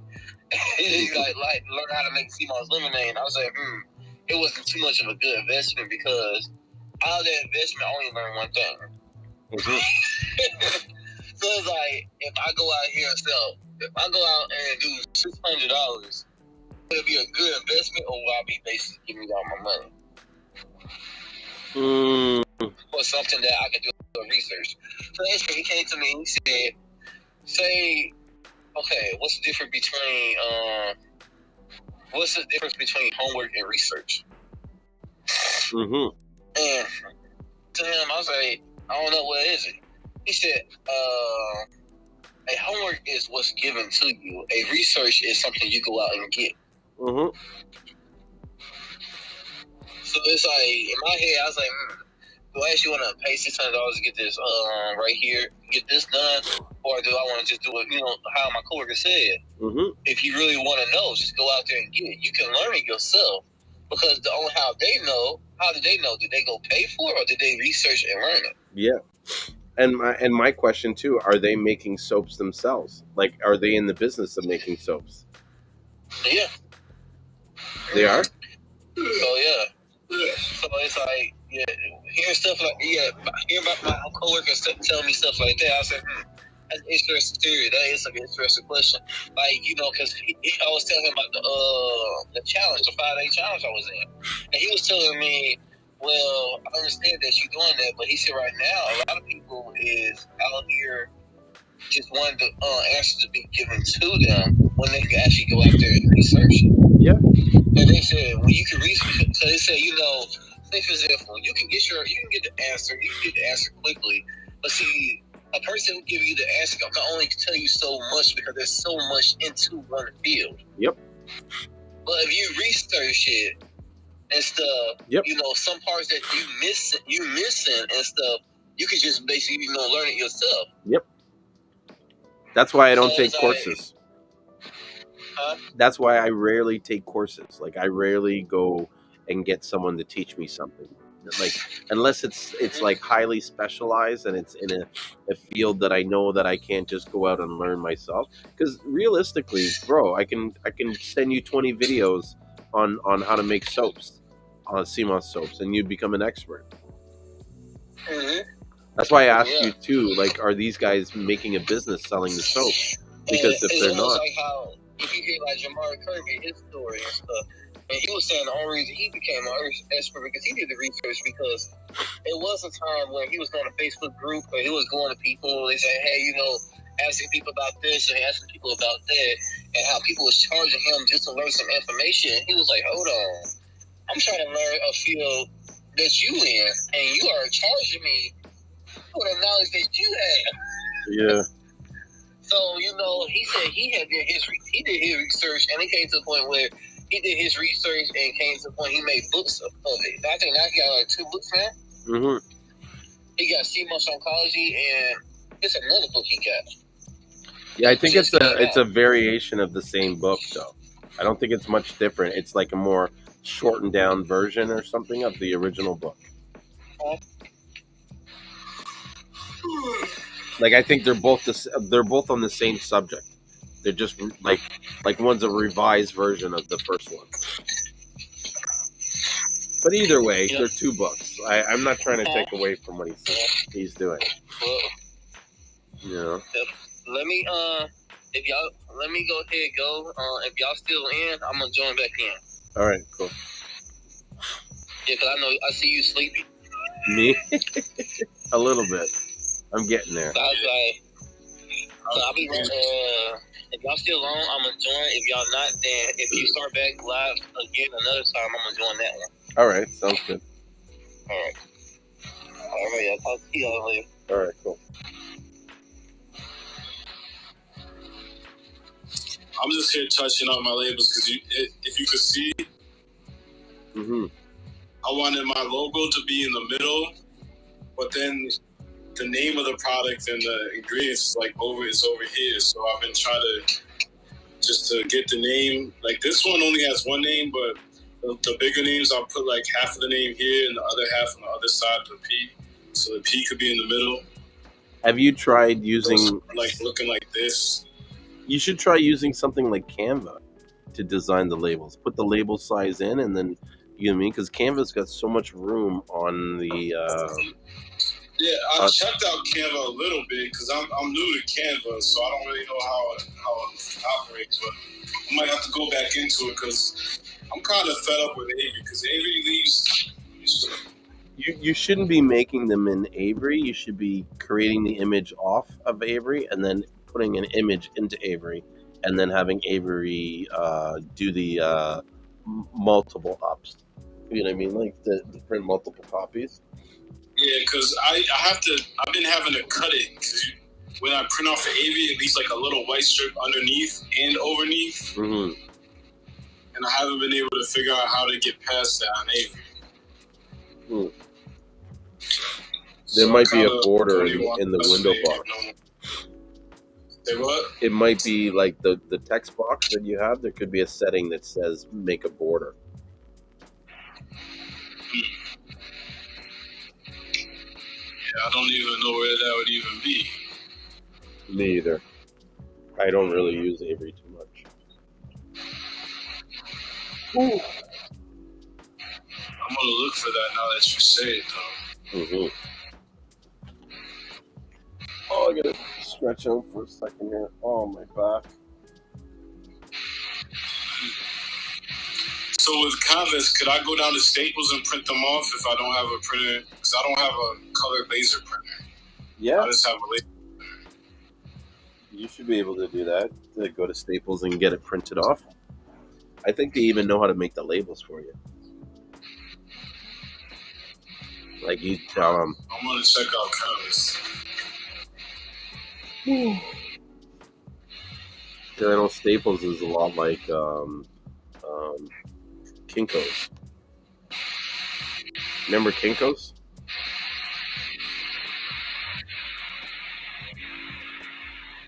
I remember working at Kinko's. That was a crazy job. No, Kinko's. I haven't even seen a Kinko's in a minute. Oh yeah, they're out of business. They were bought out by. That's like old school Kinko's. Yeah, they were bought out by FedEx and then FedEx.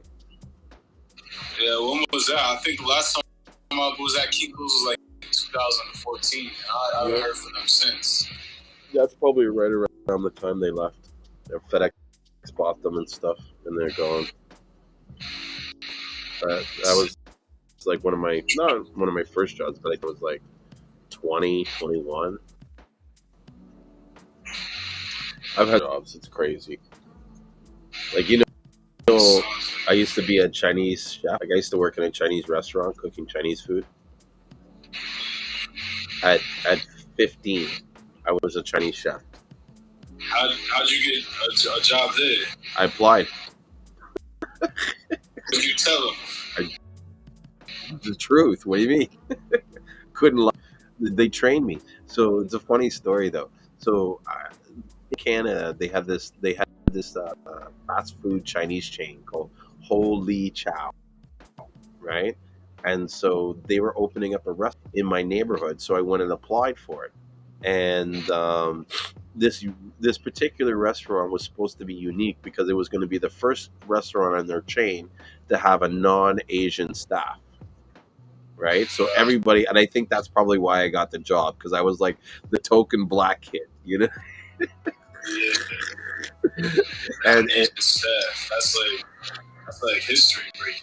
Yeah, and it was all these white people, and it was so funny because they're all like, "Yeah, you know, white power. Whites are gonna do. We're gonna show these Chinese people how to make Chinese food." Like all this, like like pumping their chest and shit. Bro, the first day we did business, like we got slammed so bad, and then we had this like authenticator, this Chinese guy that was there to authenticate all the dishes. Like I think it was like 9 out of every 10 dishes failed. Like we went through like 4 days of prep in a night, because we were throwing out so much food. You know what I mean? And everybody was freaking out. And I remember quitting the job and then going back there. Huh? Did anyone get fired besides the quitters? No. Well, I quit because they were treating me like shit, and I was supposed to get some days off, and they gave it to somewhat. That was probably one of the only times I felt but I wasn't even felt racism. It was more like I was the little shit. You know what I mean? And they were gonna push me around because they figured I was gonna take it, right? So I was like, oh yeah, no problem. Okay, fine. And I waited till I got my check, and then I ghosted them. The second I got my check, I was like, boom, yeah, fuck you guys. You know what I mean? You're gonna treat me like this, I'm gonna treat you like that. So I can't even picture, even though my sales are down right now, I just can't picture I'm working for someone else ever again. I just can't put myself in that mindset. Like, no. I've been doing a little Instacart here and there on the side, Mm-hmm. but other than like having a boss directly over me, I just can't get in that mind frame to ever do that again. Oh yeah, totally. I know what that's like. You know what I mean?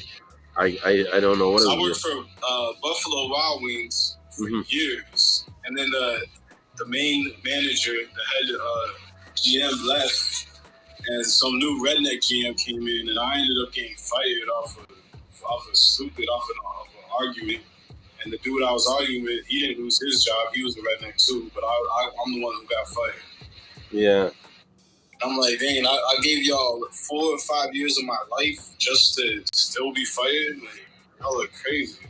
I can't work for nobody no more. Well, that sucks. I don't know what to say. I mean, it sucks. You're gonna run into people that are against you everywhere you go. You know, you gotta just learn how to beat them at their game. Get better at it. You know what I mean? That's how I feel. My whole life has been about putting myself in a position where no one has to question who I am and what my ability is. They see what I am and what I'm capable of right away. You know what I mean? Like when you meet me, you know right away this guy has something different. You know what I mean? And that's because that's the image I'm projecting. You know? You see how you're doing that? Why don't you do 2 different text boxes, and then that way you can move them independently, and you don't have to create that. I was going to do that, but then I wanted to line up exactly with each other. There should be a tool in there that allows you to select multiple boxes and then hit an alignment. There should be one. I see the line right here. Yeah.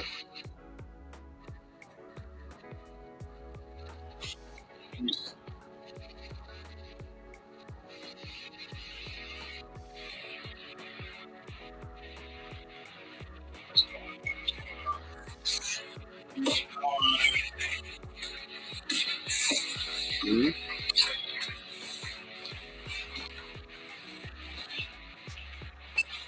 My son uses the laptop during the day, so he watches his things, his cartoons. So my laptop stays dead when it's time for me to work. Mm-hmm.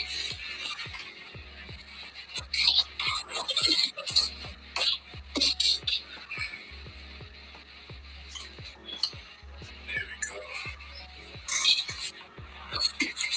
See if I can find that double box.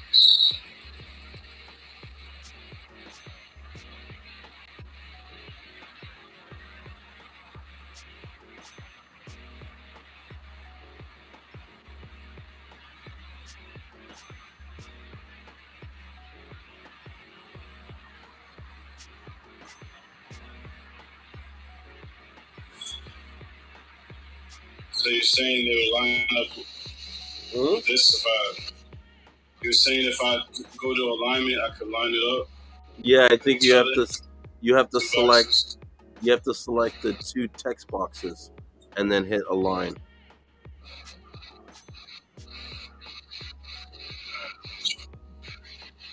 Oh, you just made some money. Oh no, I just made some money. What do you mean? Oh, hey, you got a sale. You must be good luck or someone. I am good luck. Bought $351 from me. I am good luck. Like, and I know it sounds crazy to say that, but honestly, dude, I have like, there's something about me that I possess a certain positive energy that when I'm around people, they do better. Their lives are better. I'm gonna have to do more lives with you. Yeah, and then another thing that's special about me is that I will and you will only see this when you hang out with me long enough, but I will typically go into a room or a space where there's no one there, and within 15 minutes the place is full. So like I'll go. How does that happen? Huh? How does that happen? I don't know, but it happens like 90% of the time I do something. I'll come in, the place will be empty. I'll be the only people, me and whoever I'm with, we're the only people, and then I'll say, watch the room fill up in 15 minutes. And then they look around and they're like, holy shit. You know, I think it's something where the universe allows me to be first. Like, so I don't have to wait in line and stuff. Even sometimes, and this only happens when I'm getting. Yeah, sorry. I was going to say, this only happens when I get into a certain mood. But if I'm in the right sort of positive mind frame, when I go to any store, there's always a parking spot waiting for me at the front of the store. Dead serious, bro. In New York? No, I'm in Toronto. So I'll go to a mall or whatever, and I'll pull up to the store, and just as I'm pulling up, someone pulls right out, right in front of me. I got the perfect spot. That happens to me once in a while, but not as often as. It happens a lot. Where like me and my wife joke about it all the time. It's like, oh, there's my spot. Thank you. You know what I mean? VIP. I call it VIP parking because I'm like I'm a VIP, so they pull out the VIP parking. Mm-hmm. But I think next time I go in a room by myself, I'm gonna do like a time lapse recording to show people what I mean, like by it. You know. But I feel like it comes from vibrating and being in a certain positive frequency, a certain state of mind. You know what I mean? That when you're in this state, things just flow, and they're just natural. They just happen. You know. Oh, nice. I sold a female package, so I have 5 different capsule formulas. One helps to balance female hormones, to help them with heavy blood flow, cramping, stuff like that. And I have an energy formula, an iron formula, a mineral formula, and I put it all together in a female package. Then I did the same package for men's, except for I have a man's tribe. Instead of the heat balance that helps the female, the man's tribe will boost your testosterone, block estrogen. It'll help you in the gym with workouts, with recovery and stuff like that. But someone just bought a female package and they added a half pound of Irish moss. Nice. So, like I said, once I get rid of this Irish moss, I'm going back to steam. We'll sell both. Like, what's stopping you from selling both? I just feel like Irish moss is a curse. Oh, shit. I gotta get, because I basically used the money that I was flipping for the Irish moss, for the Seamoss. I used it to get the Irish moss. So that's what. I'm not to get the funds up to really get the Seamoss fit. So that's So what. if you look at my website, I have seen Seamoss, but I'm out of stock. So that's what you did differently. You switched your Seamoss, And now everyone hated me. and that's why your business, because all the people that you built up to that point, they were all St. Lucian Seamoss buyers, and then you switched it to Condors, and they didn't like it, That's crazy. and so they weren't. That's why they're not coming back. And that's not to say, and I want to make this clear, that's not to say that there's something wrong with the Condors Christmas, right? There's nothing wrong with the Condors Christmas. It's that the buyers that you have cultivated, the people that you've worked with, are not. That's not their expectation. You changed their expectation. You gave them something that they weren't expecting, and they didn't like it. You know what I mean? It could have went either way. It could have went that they liked it or they didn't. You know what I mean? To each his own. You know what I'm saying? But that's what you did differently. Because every time you do a business and something changes and your business drops significantly, you did something. You know what I mean? Otherwise, it should continue for the most part to give the same results if you're giving the same effort in the same way, in the same manner. It's when you change something that you change the parameters and affect the results.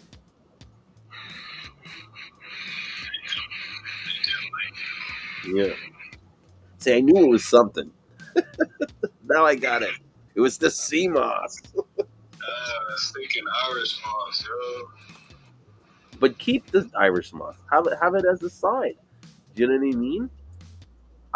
I would do this. How much Seamoss do you have left? How much of the Irish moss do you have left? I would say at least over 60 pounds. So take half of it and do a sale and get some St. Wait, say Lucia. what? Take half of that 60 pounds and try to sell that. Try to flip it quick and make some good money. Even if you just made your money back that you initially put into it. Keep the other half of the Seamoss, or maybe even take a quarter of it. Take 15 pounds and keep that Condorus and try to sell the other stuff quick and flip it over and sell both. You'll capture both markets. Yeah, as a matter of fact, yeah, I'm gonna probably make a little commercial on that. As crazy. Sorry. Whoever buys this right now, it's this much or whatever. Well, do something realistic. Like don't do a fire sale. Don't sell. Don't throw away the farm. You know what I mean? Don't give away the farm. Find out how much it sells for, and just give them a better price. You'll get people to buy it, right? But the idea. Yeah, I'm dropping the price significantly because, like your friend was saying, it was going for 100. I was originally selling it for 100.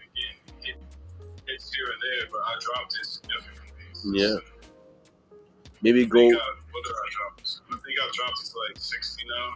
Go back to all the people that you that have bought the Seamoss from you and let them know that you've dropped it to 60, and see if they want to work some deal. You say, hey, look, I want to get rid of some of this stuff. I've got too much of it. You got to look at this business like you're chopping. That's what you're doing. Do you know what I mean? And sometimes when you have multiple flavors of the same stuff, then you do well. Like I had a buddy of mine who was like, I want to say one of the biggest weed dealers, but he was probably one of the most successful ones that I know. And one of the things that made him successful is he had options and choice. You know what I mean?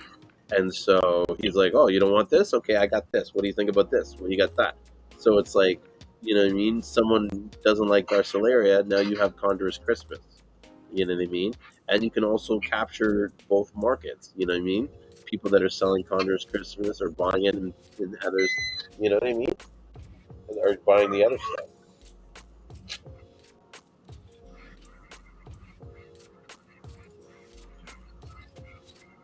But yeah, I would keep some of the Condorus Crispus and keep selling it. Because what happens if it turns around and it gets popular again? And then you sold all your Condorus Crispus and didn't keep a little bit of it, you know?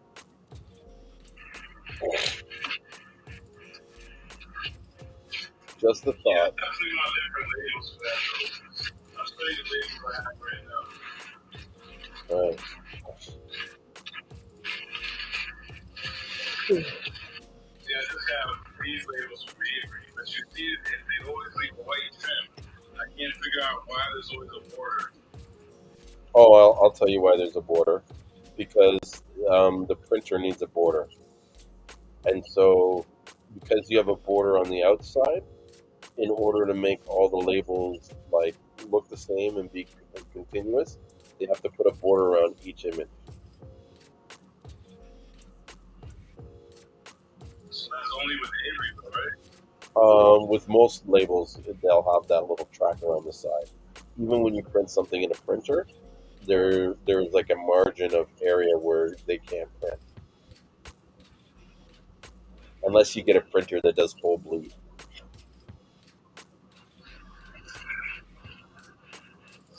I don't know.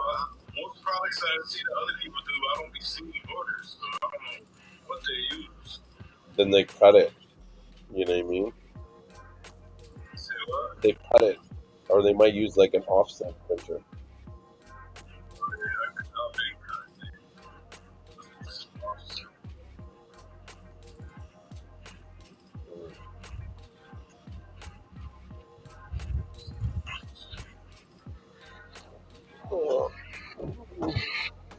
Alright, if you're good luck, I'm ready for some more sales.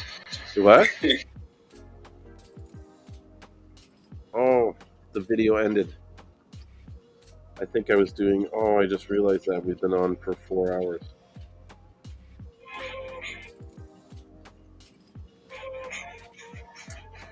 I think that sucks how it does that. It doesn't even let me save the video. Mama. But I should even end the video soon because I'm tired. I'm looking tired, and I've been telling myself, like, you got to stop staying up so late that you're falling asleep on the live stream. So I'm going to go see what he was trying to say, and then I think I'm going to bow out. I got a lot of work to do tomorrow, and I still got to go to the store. Oh, I got to buy a computer. I don't want to wait for it.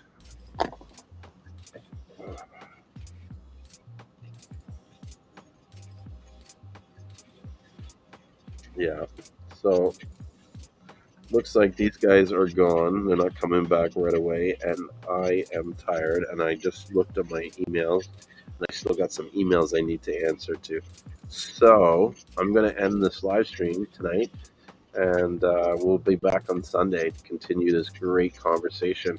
Sucks too because I wish I had just saved that video. That conversation I had with the guy was a great one. But anyways, next time.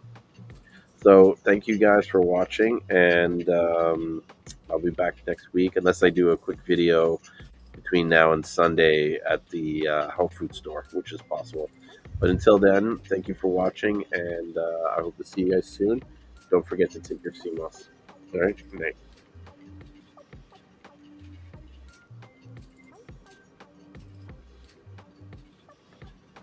I smoke, I drink, I fuck bitches, I skate. I'm basically the shit. I smoke, I drink, I fuck bitches, I skate. I'm basically the shit.